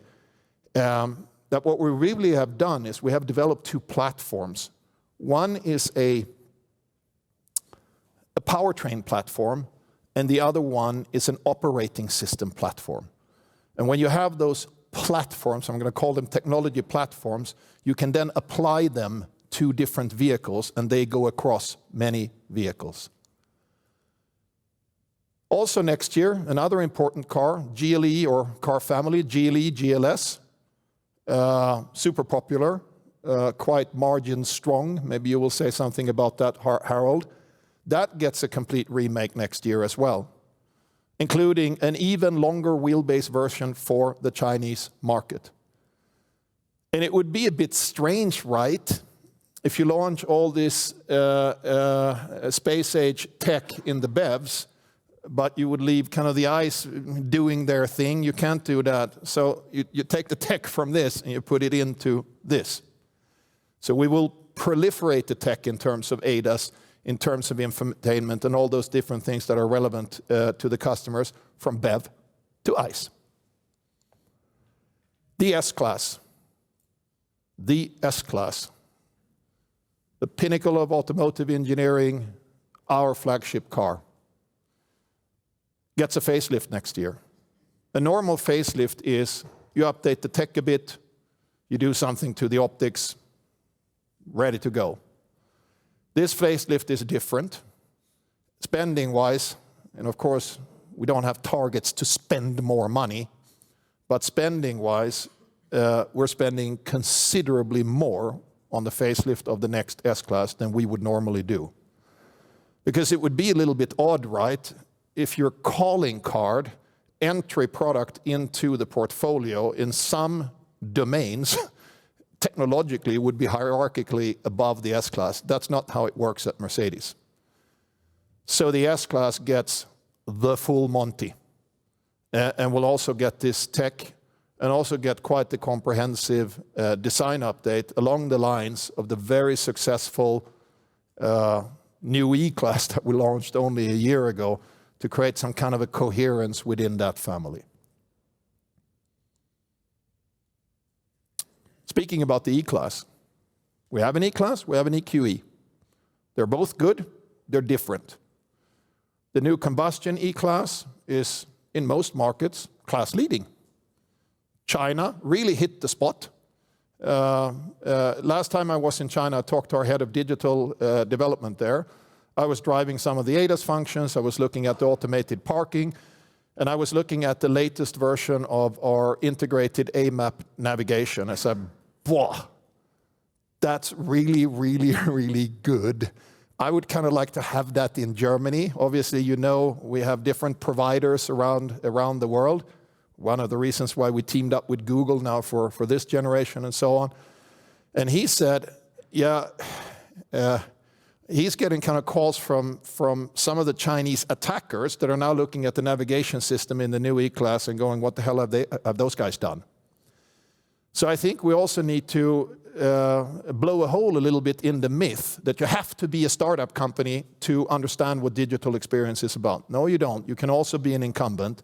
And it's absolutely our ambition to be at the forefront of digital experience in any market, and the toughest market is the Chinese market. Now we have that E-Class, we have the EQE. But in 2027, we're going to launch the new electric E-Class. And it will be in every dimension as good or better than the combustion E-Class. No compromise. As good or better than the combustion E-Class. No compromise on size, seating, anything like that. Of course, again, tech galore in terms of e-drivetrain and all that. You can take that more or less for granted. But it will represent something totally different for us in that segment in about 2 years from now. Yes, you will see a design model of that later this afternoon if you're part of the group that is here in the room. Tech. I'm not going to give your presentation, Marcus. MB.OS, we're in the driver's seat. We're the architects. Marcus will do the rest. ADAS, we invented it, 30 years ago. We want to stay on the forefront. For those of you who are lucky drivers of an S-Class or an EQS in Germany, actually taking it to 95 kilometers an hour, even though you can drive in some places 200 kilometers an hour on the German autobahns. But now this is really starting to work. You put yourself in the right lane and you literally have time for yourself and you trot along at 95 kilometers an hour, which is decent, while maybe you're doing something else. Maybe you want to make a call and concentrate on the call. Maybe you want to check your text messages, whatever it is what you want to do. It's really starting to come together. And yes, but Marco will dive into it. We will launch this car in China with level 2++. And yes, we were the first company, again, that got a level 4 approval testing in China. Sustainability and decarbonization. Even though the political landscape is shifting and changing, the road to decarbonization is something that we must do as a world, as an industry, and as a company. We define that through our ambition that by the end of the next decade, we want to be net carbon neutral. And yes, of course, it's about the electric car, but it's not just about the product. It's about the supply chain, our own operations, obviously the product, but also the product in use. In every one of those verticals, we are making progress and will diligently continue to drive towards that goal, even though the EV take rate obviously is not a straight line, it will just happen automatically. It maybe takes a little bit longer, but we're on that journey. So it's not a surprise that our goal is to comply with CO2 regulations, also here in Europe. Harold, you mentioned a little bit potential burden in 2025. So if you dissect the numbers of Mercedes-Benz cars, clearly we met the target in 2024. That was a foregone conclusion. In 2025, Harold suggested it could be a challenge. Why is it a challenge? Because we have a hugely successful van division, and if you register a van as a passenger car in Europe, it counts against your passenger car fleet. If you have seen a van, it's a very big, boxy thing. Usually more people ride in it, so per person, probably the CO2 footprint is lower, but in the calculation per car, it's higher. That is a segment that is not yet on the level of electrification compared to passenger cars. With the Van EA starting next year, we're going to try to make a dent there, but that alone, I would say, burdens our average on the passenger cars, but maybe up to 10 grams. It depends on how many we sell. Without that, solving that math problem given by the teacher would be a hell of a lot easier, and maybe the regulator did not think in that fine granularity when the regulation was written. So be it. I think the best way to negotiate, let's say, the coming period is to do this in a thoughtful way. Through our SMART joint venture together with Geely, actually we were already in a pool. Yeah, they own Volvo and Polestar. That pool is now Volvo, Polestar and SMART. We're in it. So we can take advantage of that at a lower cost than if penalties would have to be paid. I think that's a rational economical decision. But I want to make clear what our intent is. Once we have launched all these products, which happens here through the next 24, 30, 36 months, we want to run up our EV share and naturally be compliant. That is our goal. Again, Marcus, you will talk about these drivetrains, and we have them both, next gen, all bells and whistles, e-drivetrain, but also completely refreshed combustion portfolio starting next year. Flexibility. All the plants are more or less flexible already. Thank goodness we did that. That's one of the benefits from the first kind of generation, first chapter of transformation. But it's also about the product. Why should the customer expect something less in either category, BEV or ICE? So guiding principle, back to you, Marcus, a guiding principle would be everything that you have learned as a customer, that you've learned to appreciate. Let's make sure that we protect that appreciation in every vehicle that we put on the road from this point forward, including the BEVs. Factories are flexible, but supply chain management is also going to be unbelievably important because, you know, one level down or one level up in the upstream, you have to manage the percentages between the ICE drivetrains and the EV drivetrains, even if your assembly plant can build both. If you are an incumbent and established manufacturer, that is a challenge that everybody has.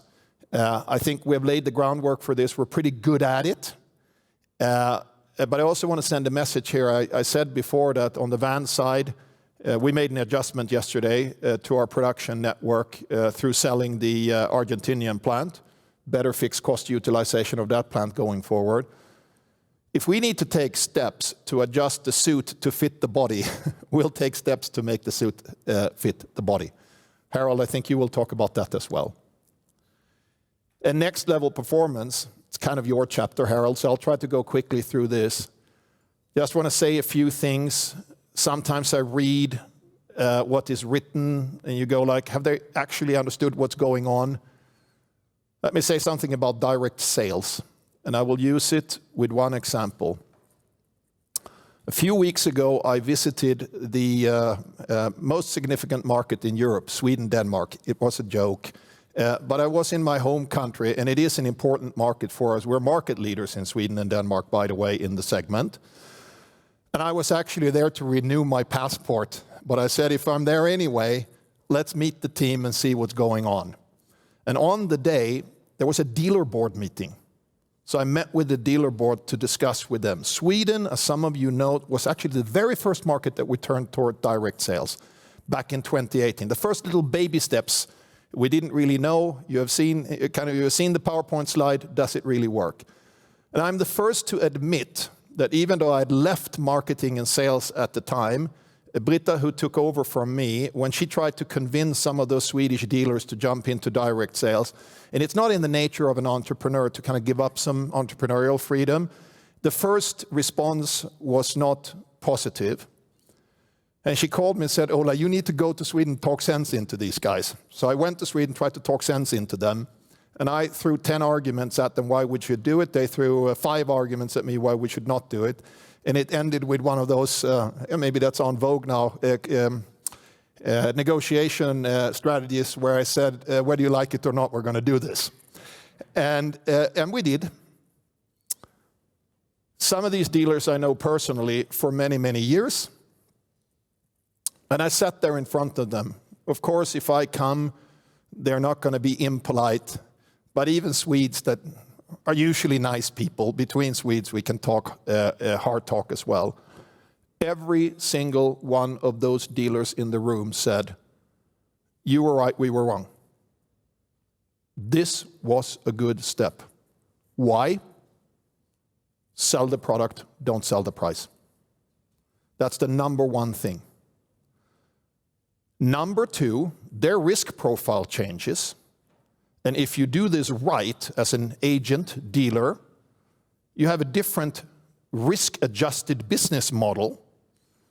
But I don't need to explain to a bunch of investors, analysts, that risk-adjusted return on capital is the whole name of the game, right? And they have ended up in a healthy situation. Customer satisfaction has gone up. In a recent study last year where you measure pretty much every single KPI, Mercedes scored the highest. Allocation of product is done in a more efficient way because you centrally control your market stock. Maybe easier in a smaller, geographically big but smaller market like Mercedes-Benz. So it's coming together. You got to have IT systems that work. It's not easy to do it. And in the beginning, you struggle. And you cannot have 2 models going at the same time in a market. Forget that. You don't drive on the right-hand side of the road and the left-hand side of the road at the same time. It's just not going to work. So should you embark on this endeavor, you got to go all in. So in the markets where this is possible, mainly Europe and overseas, we're going all in and we're going to continue doing it. China. Could spend the whole day on China. How do we win in China? The most intense market in the world, with 100+ companies vying for the new energy vehicle market. Subdued consumer sentiment and not the same dynamism in the economy that we had up until COVID. Here, it's about the fundamentals. Make cars that the Chinese customers want. Make sure that your tech is on the highest level of what they expect. Make sure that the packaging is right. Make sure that the Mercedes-ness is right, so you differentiate yourself from the 100 new ones that are also, many of them, pretty good, but look kind of the same. And then the other thing you have to do is you have to lower your cost structure. So we must, over these next few years, localize even more in China, do more in China for China, use China more as an R&D base, tap into the talent pool there, tap into the innovation pool there. And all of you know, they are strong. It's a formidable, competitive landscape. China has to be a home away from home. Not something where you have a magic bullet where you can just say, do this and everything solves itself. This is going to be a very hard competition going forward. Make no mistake. But we're gearing up for it. We're not like retreating and going, oh, what's going on here? We're gearing up for it, and we're going to fight for our position in China. Don't do crazy things like start a fire sale to just protect some sales volume in some segment. That we won't do, but we will spend a tremendous amount of our time and resources to, on the one hand, defend, but also build the China position in the next 5 years. Cost, Harold, I leave it to you, but no stone unturned. Culture.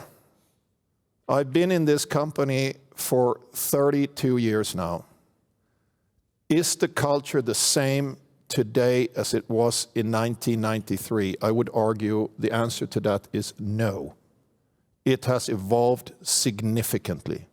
There are some core traits that are the same, that maybe even come from our founding fathers. But when you question yourself and you do an inventory of yourself, we tend to spend, of course, 99.9% looking at the technical inventory and talking about technical solutions or how we're going to get the cost down. But you must also take time to do an inventory of your culture and ask yourself, do you have the fighting spirit to take on those new competitors, yes or no? Or are you too complacent just because you have had decades or 100 years plus of success? And it's very easy to fall into that trap. It's very easy to fall into the big company trap, yes, but. So a work stream that is equally important in next level performance is to do this inventory. And part of the way we're going to do this is not that I'm going to sit at home in the evening and write a manifesto and then come back to the company and tell the board first, listen, colleagues, this is what we need to do. Even though I have ideas of how I think we need to act and what fighting spirit is all about. And I believe I have that intrinsically in me. We're also going to let champions on all levels in the company rise and provide input. So if you call this like a soft work stream in the next level performance, maybe it is, but probably it's not. Because if we can change the culture, refine the culture to become even more performance-oriented, have the battle awareness. Yeah? The jungle is changing, survival of the fittest. It's not the biggest animal that survives. It is the one that is most able to adapt that survives. And when new animals come into that jungle, we have to adapt. So I think we have this insight. Turning a 160,000 people company completely around overnight is not the way it works, but we're going to work on this as well. And if we do it well, the new refined recipe of Mercedes-Benz, the new distilled version of it, will be more attractive to our customers. We will launch a host of products that we believe will also drive growth. Through discipline, we can uphold financial resilience. Much of that financial resilience goes back into the technology, clearly, but also a healthy piece of it goes to our investors. Thank you very much, and I think I'm going to hand over to Marcus to give us more detail on the technical side.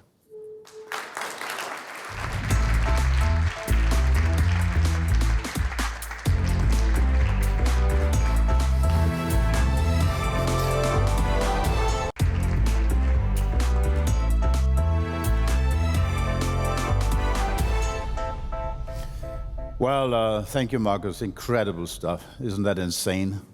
Well, you guys want to know, obviously, what that means for numbers, how all of that, what you heard, before comes together, and maybe what we're doing on the cost side. Before doing that, however, I would like to share just this slide with you here.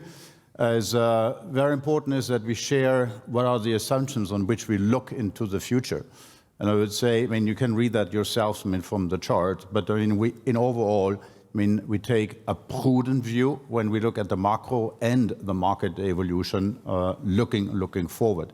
That is baked into the statements we're going to make here with regard to the outlook.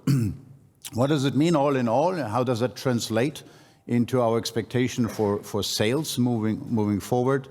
Stable level, I mean, in Europe, good momentum, solid momentum for the US, cautious view on China, and overall, obviously, risk of tariffs is not something which probably in terms of overall economy is going to help, but I don't want to speculate on that much further at this juncture here.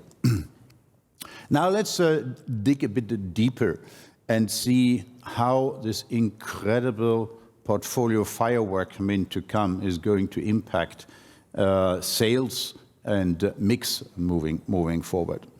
On the sales side, we depart in 2024 from a bit less than 2 million, as we heard earlier today. 2025, we take a more cautious view for the reasons just outlined, and as you heard in the guidance this morning. But clearly, isn't there a point that this incredible portfolio firework is going to generate momentum in 2027? Don't you think there is something in it with what you saw last night, what you see here this morning, and what you're going to see this afternoon? I strongly believe in that. I very strongly believe in that. What does it mean for the mix? On the top end side, we target a share between 14 and 15% for the time to come. Definitely the S-Class upgrade Ola had been talking about is a very, very strong driver in this respect. But think about the AMG you saw last night, the beautiful CLE you could see, but I mean also the AMG EA, so on the EV as well on the ICE side. What does it mean for the XEV share moving forward? Well, we expect that to increase from 2026 onwards, obviously when the CLA and the MMA is going to ramp, but then, as Ola pointed out, in particular when the electric GLC and C-Class are going to hit the road. So that is going to generate significant momentum on the EV side. Next to it, we have that very strong plug-in portfolio where we see solid demand for that. And I think that is an additional opportunity which can be leveraged. So all in all, we do expect that the XEV shares should therefore go up to more than 30% in 2027. Obviously, I need to say that finally that depends on market conditions, on infrastructure availability, as well as on customer demand. What does it mean for the top line? We are very much focused on the sales numbers all the time, but sometimes we don't look so much on the revenue lines, if I may say. Well, I dare to look back for a second, 2019, 2024, where we all see sales down.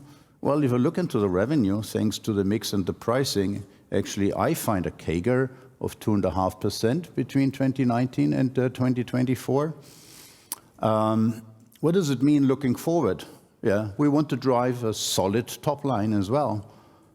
What's driving that? Definitely ASP and pricing. And yes, it's a super competitive environment, but we want to stay disciplined. The strategy in terms of value over volume is in place. It has not been abandoned. However, it is a more competitive space as it was some time ago. So we will be competitive in the market, but we stay disciplined on the pricing side. What does it mean for the revenue evolution? Well, obviously, I mean, for 2025 and 2026, revenue cannot disconnect from sales evolution, as we heard earlier. But again, 2027, with a product momentum, that should allow to support the revenue expansion moving forward. Now, probably a question you also have, what does it mean all of these products, this gigantic portfolio, 40 positions in terms of the margin. What can you extract as a juice, as a margin out of it? I'm happy to elaborate a bit on this one. Yeah? So let's get started with the top end. So these are truly, iconic products, aren't they? And I would say as high as the standard and the quality and the excellence of these products are, as high is the margin of these products. And when I stand here, I'm happy to say that with around 280,000 units we had in the top end in 2024, this contributed to more than 40% of the contribution margin of cars in 2024. And now just think a second about what is to come with the AMG EA, with the ICE lineup, with the S-Class. So don't you think that there's a bit of potential that this 280 could be a higher number moving forward, call it 300 or so? And the margin quality I was just talking about, so isn't that a significant potential in the lever moving forward? Up to you. I look at the core side. I would call it a healthy contribution.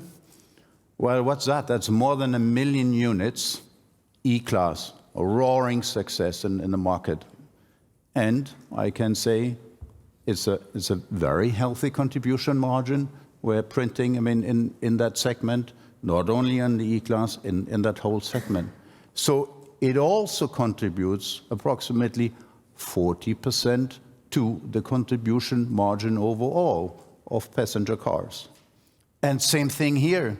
You heard electric E-Class, electric GLC, electric C-Class, to come. So definitely, I think there is a potential for expansion on the volume, but also with healthy margins in that segment. Now on the entry, you have a lot of questions. Is that dilutive? No, in my view, it's not.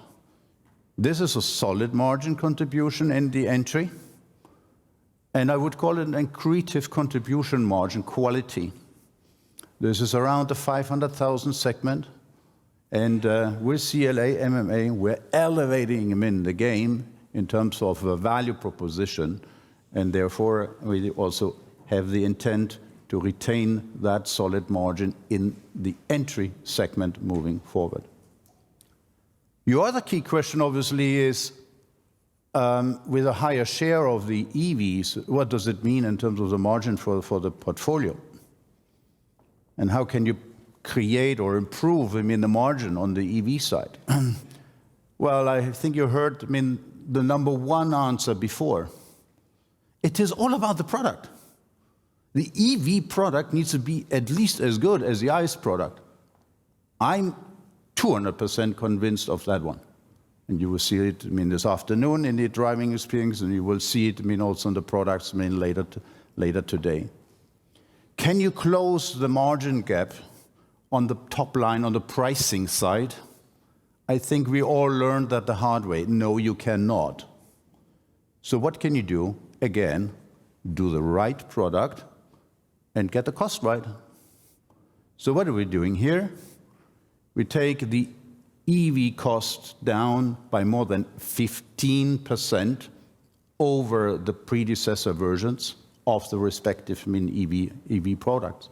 And that means we can narrow the gap between the ICE and the EVs in the future. At the same time, we also know, and you heard it, with the portfolio expansion on the ICE products, that ICE is going higher for longer. Isn't that great news? I think so. So in terms of the certainty of driving the margin, I think we might have lost a bit sight of that one, that this is compared to some time ago where, there was the view of a much higher EV share. I think it's good news. Where is our emphasis going in terms of the investment focus? So I can say you're coming to investments later, but at this juncture, as we're talking about the margin in the portfolio, It's already today more than 70% of the investments going into the top end and into the core. And I think it will rather go up moving forward. And elevating the portfolio overall, not just in top end, but within the entry, within the core, and for sure, I mean, the top end overall, this is a very, very important and significant mitigant to a higher EV share moving forward.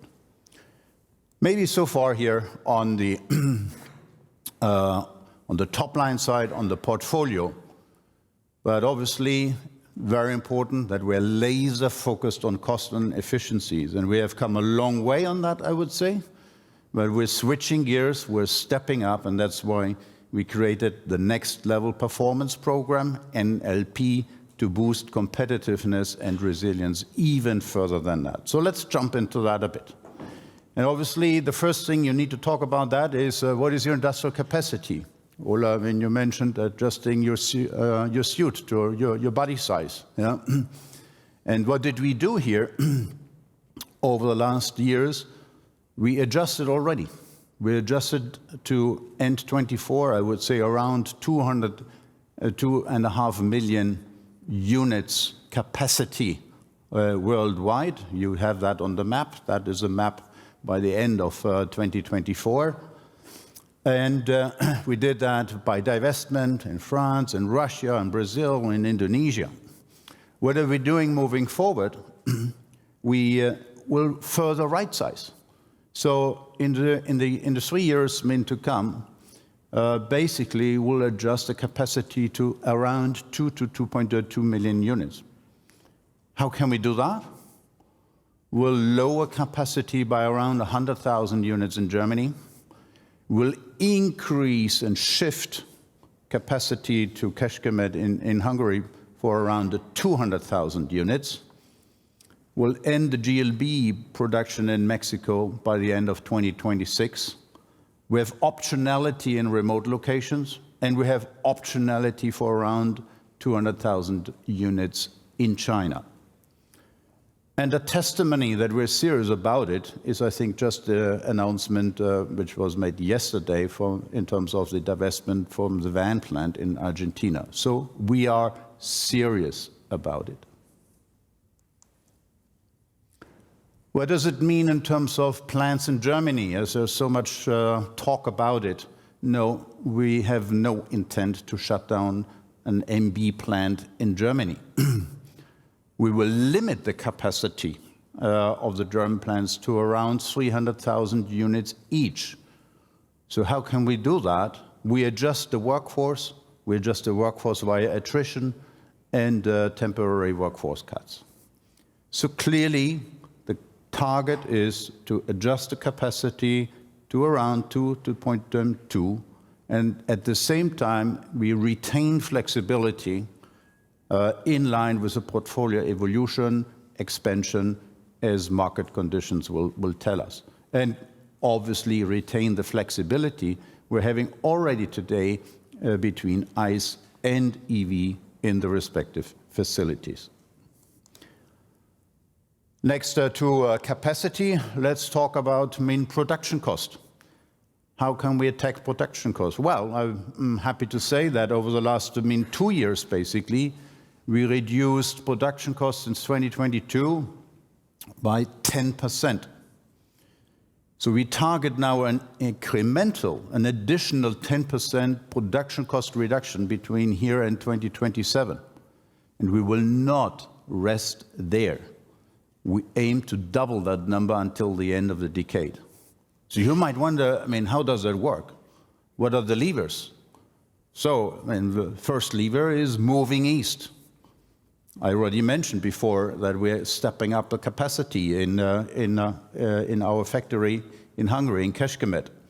And that means that the share of low-cost country in the EU will go from 15 to 30% by 2027. And why is that so favorable? Well, I'm happy to say that the factor cost in that facility in Kecskemét are 70% lower than in Germany. And we also will shift one product in the core segment to that facility in Kecskemét in the future.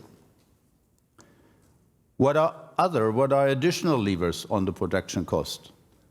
Well, we are on the path to reduce headcount in Germany through attrition. We'll step up the accountability for efficiency measures and competitiveness at the plant level, reduce absenteeism, something which has been talked about quite a lot in recent days. We'll step up production planning, digitalization, more use of AI, for example, in the end-line quality control, into the digital twins, everything. But also reach out to logistics, review that, transportation routes, and also attack the energy cost by the use of more renewables, such as wind park in northern Germany and photovoltaic on the roofs of our industrial facility. So all levers are being pulled here on the production cost. Now let's have a look at our geopolitical hedge. So in particular important when it comes to the tariff discussion, obviously. So this is not something which is completely brand new to us, as a philosophy of going local for local is already well embedded into the company. So what's our target here? From 60% in terms of local for local, we want to go to 70% local for local. And we can do that, obviously, by further localization of products into China, as well as the option into the US. Let's have a bit closer look in terms of what makes these facilities and these homes so special. So clearly the US is the home of our SUVs in Tuscaloosa, Alabama, with around 250 to 300,000 units being produced locally over there, of which 2/3 get exported. It means that the trade balance on the vehicle level is roughly balanced, and we're one of the major exporter of vehicles from the US. And in the midterm, it means from that facility, from the US, we're going to export top-end vehicles, top-end vehicle SUVs to China, and we'll export from the US top-end and core SUVs to Europe and the overseas. And we have the potential to localize an additional product from the core segment into the US, into Alabama, into Tuscaloosa, Alabama. How does it look for Europe? Europe, I would say, basically call it the home of the top end, the kind of reference, the symbol of craftsmanship and excellence, with around 80% of the market being served locally.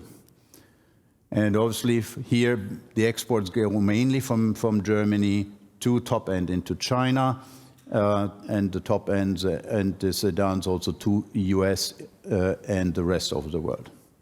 China, a very strong local presence there with the BBAC, our GV, jointly with our partner Bike. That serves around 80% of the market locally, and by mid-2026 we will localize the long wheelbase GLE for the Chinese market into China, but we are not doing any exports from China. Next chapter on efficiency, obviously, is material cost.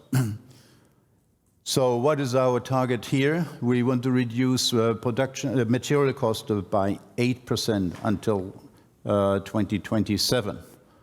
What are the key levers here? That's our BEAT program, BEAT 2026, Markus, which you launched with Gunnar. And here clearly we do expect each and every supplier to be laser focused to pull all levers to reduce material costs. And I would say we got already very good traction in 2024. I talked that morning about the industrial performance, so you can see in there. But let me be clear, this is not, I think, in the spirit of a classical, conventional beat the supplier program. It is a cooperative approach. So we bring the engineering and the procurement teams from Mercedes, together with the respective teams of the suppliers, to challenge design, to challenge specification, to work on higher level of standardization, to work on technical refinement, push design to cost initiatives jointly with the suppliers. Lever number 2 is, you heard it from Markus, is a reduction of the battery cost.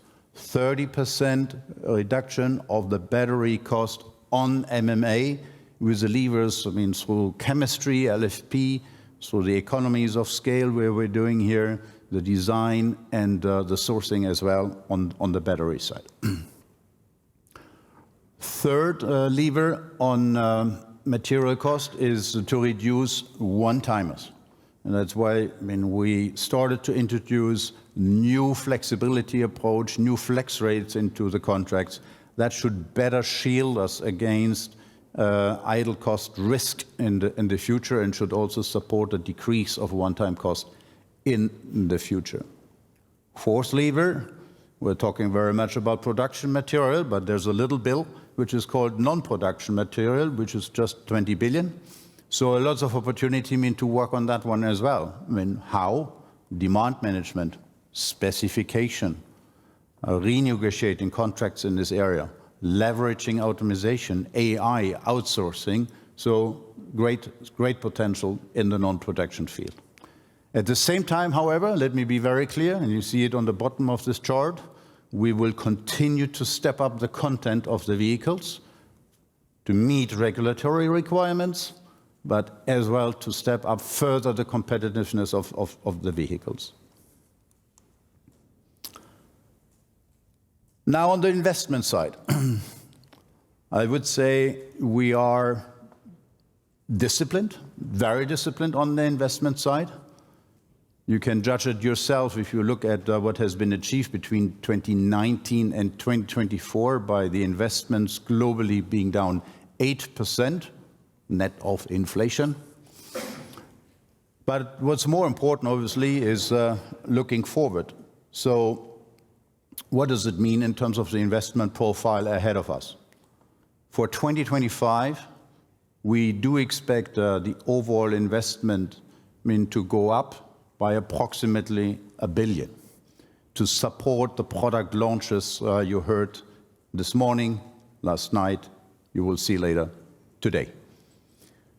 But then from 2026 onwards, or from 2026, or in 2026, we expect this investment already to go over the peak and start to come down.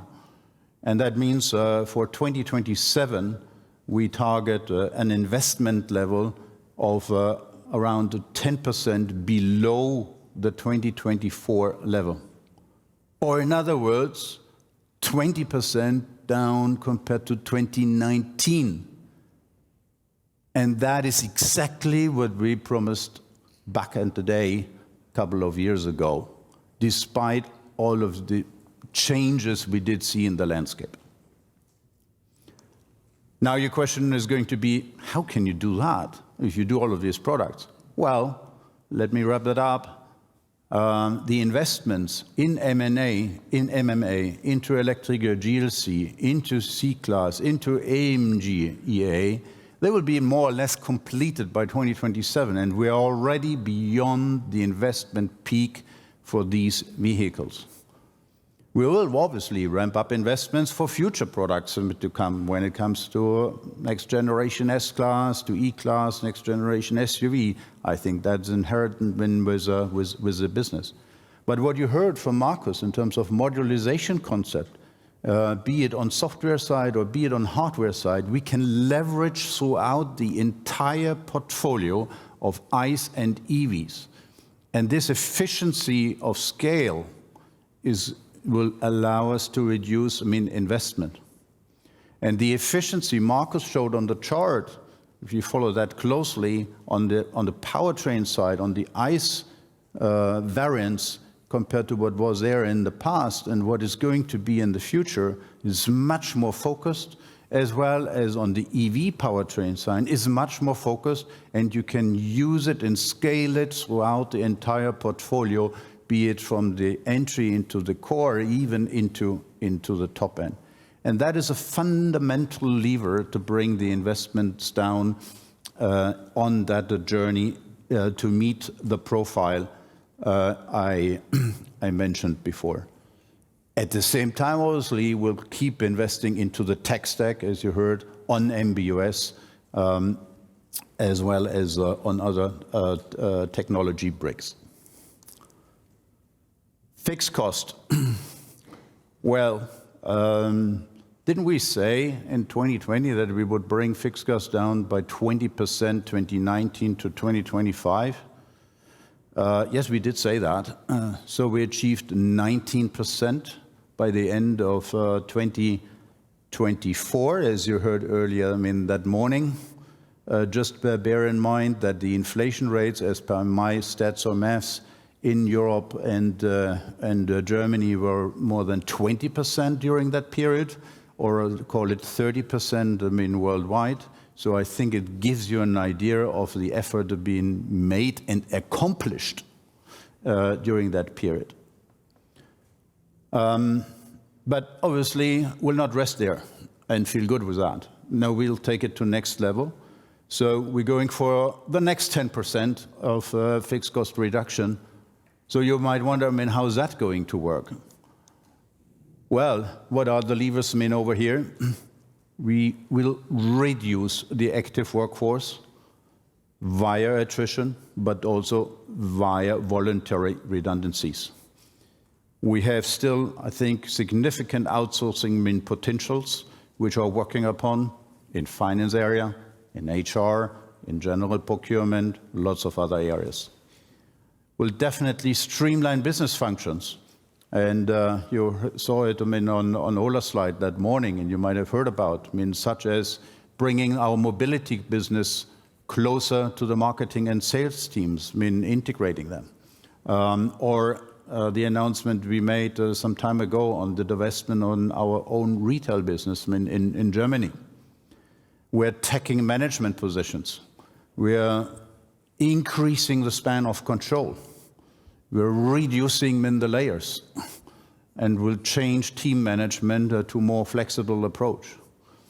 And we stop doing non-essential activities. We standardize, we digitalize, and I think there's a great potential in terms of using much more Gen AI throughout the entire business. Maybe, Christina, we're doing the next disclosure call with the support of that, and you have a robot in front of you. Yeah. So let's come back to China shortly. We're definitely starting from a position of strength. What has been achieved over the last decade in terms of market position, I think, is outstanding. How does it look like for the top end in 2024 in China? As we talk so much about it that sometimes we forget what is the absolute position. So clearly, we're holding more than 50% of the market share in the top end above 1.5 million renminbi in China. Clearly, we're the number one position when it's above 800,000 renminbi. On the AMG side, we're number one in performance in this market. The S-Class, despite everything you read, you talk, is outselling the competition by the factor 2 to 3. And if you look on the chart, you will see that we have the highest MSRP among premium OEMs.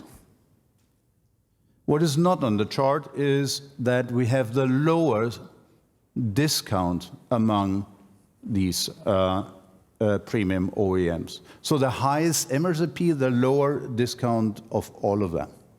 And that just means that the brand still has incredible pricing power in the market. However, I don't want to stand here and be naive. We're fully conscious of the challenges we're facing in the market and the need to be competitive. But we're clearly geared to defend that top-end market position and to protect our profit pools in China. So you heard it in terms of what is the strategy. Focus on what makes a Mercedes Mercedes, and that applies in particular, I would say, in China, where the brand still has a very, very strong position.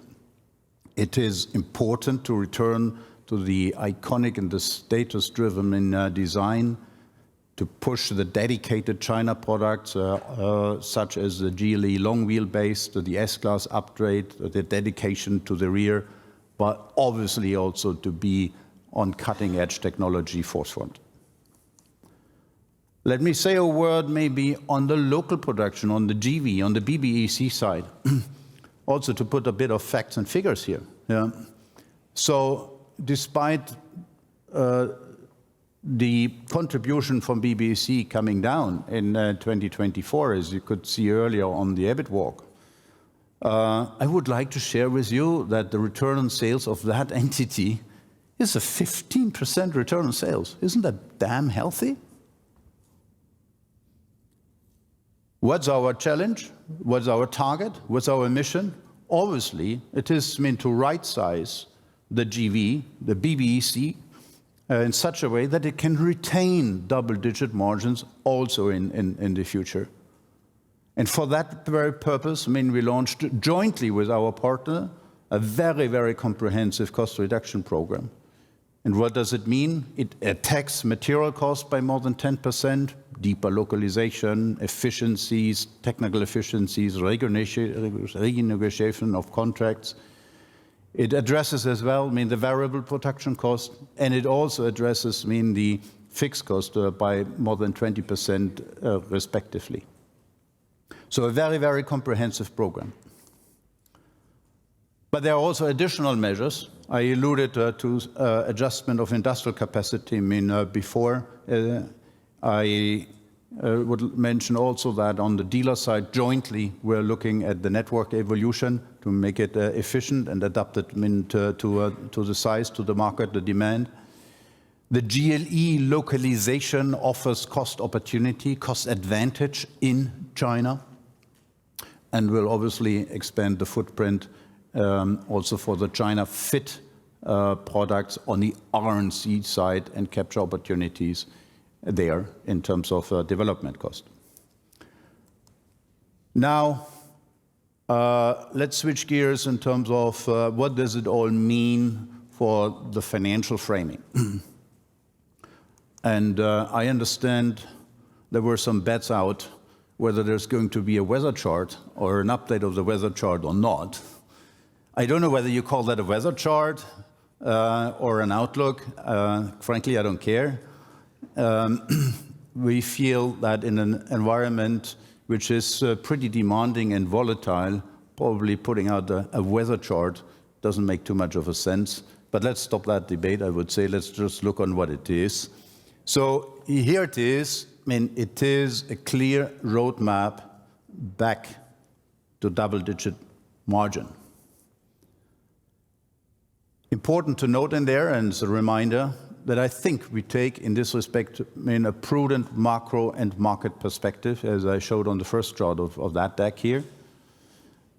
I do believe it is fair to assume that the product firework is going to generate momentum on sales and revenues more towards 2027, as I emphasized them before. You heard that we're very focused on narrowing the gap in terms of margin between ICE and EVs by hard cost work. Clearly, everything I said in terms of NLP, so next level performance, when it comes to reduction of production cost, material cost, the fixed cost, and investment down, is built into that. And when, I'm sure you're going to ask me that, so I preempt it. When you're going to ask me, so what is the biggest lever when you come from 2024 to that double digit in 2027, I can tell you it is the NLP side. It is what is in our hands in terms of driving cost and efficiency. I would like to remind you obviously what I said on the guidance, that any incremental tariffs are not included in these outlooks as mentioned for the guidance, also applies here for the other years to come. Margin is nice, cash is a reality, you know that better than me. So what does all of that mean in terms of cash generation and return to you?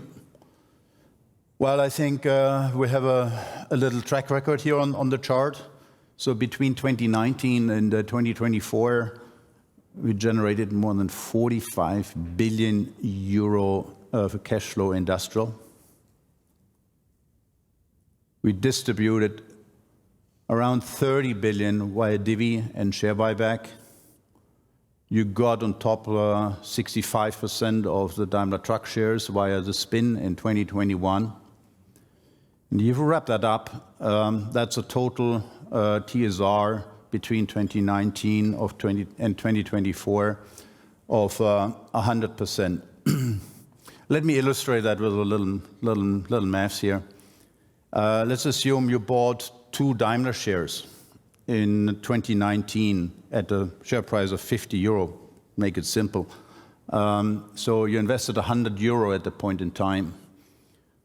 And let's assume you still hold the shares today, right? And let's assume you're still holding the 1 Daimler Truck share you got via the spin. And you count what you got as cash dividend. And obviously, the accretion effect from the share buyback helped us as well. So if I do the maths, I come up with 200 euro. So despite all of the difficulties in 2024 and in industry, isn't that interesting? 100 euro invested in 2019, 200 euro today if you still hold it. And I'm pretty sure keeping it is a good idea. Or doing even more. At the same time, the NIL went up from 11 billion in 2019 to 31 billion by the end of 2024. But, well, so far that is looking a bit into the mirror. But now, what does it mean in terms of looking forward? What does it mean in terms of the capital allocation and the capital allocation framework moving forward? You can take for granted we are committed to shareholder returns. And we're committed to shareholder returns as you expect them, but we're also committed to them as it is an expression of our own confidence into our future operational and financial performance. And that's why we will continue to use the cash flow after divvy for share buyback moving forward, at the same time retaining a very strong balance sheet. What's a concrete capital allocation proposal now, which we want to share here today? It is a divvy for 2024 of €4.30 with a payout around 41% in line with the framework. We want to announce also here today that we will continue our share buyback activity. The supervisory board decided yesterday to launch a new buyback program of up to 5 billion over 2 years, up to 2 years, starting potentially in May 2025, as we need to seek the approval of the AGM for 10% authorization by corporate law in May 2025. And that 5 billion share buyback program is intended to be supported by the cash we will generate in 2025 and 2026, and the beginning of monetarization of the Daimler Truck stake. At the same time, protecting a very healthy NIL level. A word on the Daimler Truck stake. You know the lockup expired by the end of the year. We see the potential for some monetarization of cautious stakes. We see that the stock gained significant traction on Daimler Truck side since the spin-off, more than 30%. You know that I do see there is further potential in it. We clearly mentioned that we see that holding as non-strategic, and therefore I think it's just a logical step that we will consider monetarization of market of a share over time in market-friendly way. And these proceeds are embedded in the cash flow and the 5 billion program. Again, important that we need to seek authorization from the AGM for doing that. Well, I think it's time to wrap it up and maybe sum it up in terms of what are the key pillars of the equity story of that company. Why is Mercedes unique and stands out compared to others from your perspective? That ultimately remains your perspective, but I'd like to offer, our perspective. We do consider Mercedes is a unique blend of luxury and cutting-edge technology. It's the most valuable brand with iconic products, and that means it captures the hearts and not only the minds of customers, it makes them go irrational. The people at Mercedes are committed to excellence and innovation. Since the creation of the company, you could even say they inherited that from the founders. And the product evolution, the product firework we're talking about here today, I think is just taking it to another level. But with exactly that the DNA. And you see, I think, a very Swabian discipline at work when it comes to cost and investment, laying out the roadmap back to double-digit margin, continued cash generation, a solid balance sheet with 30 billion, which provides a lot of flexibility and opportunities, with a benchmark capital allocation framework, which we honor and are committed to with the announcement we're making here today. Obviously, our job is to deliver. The investment decision is yours. Thank you.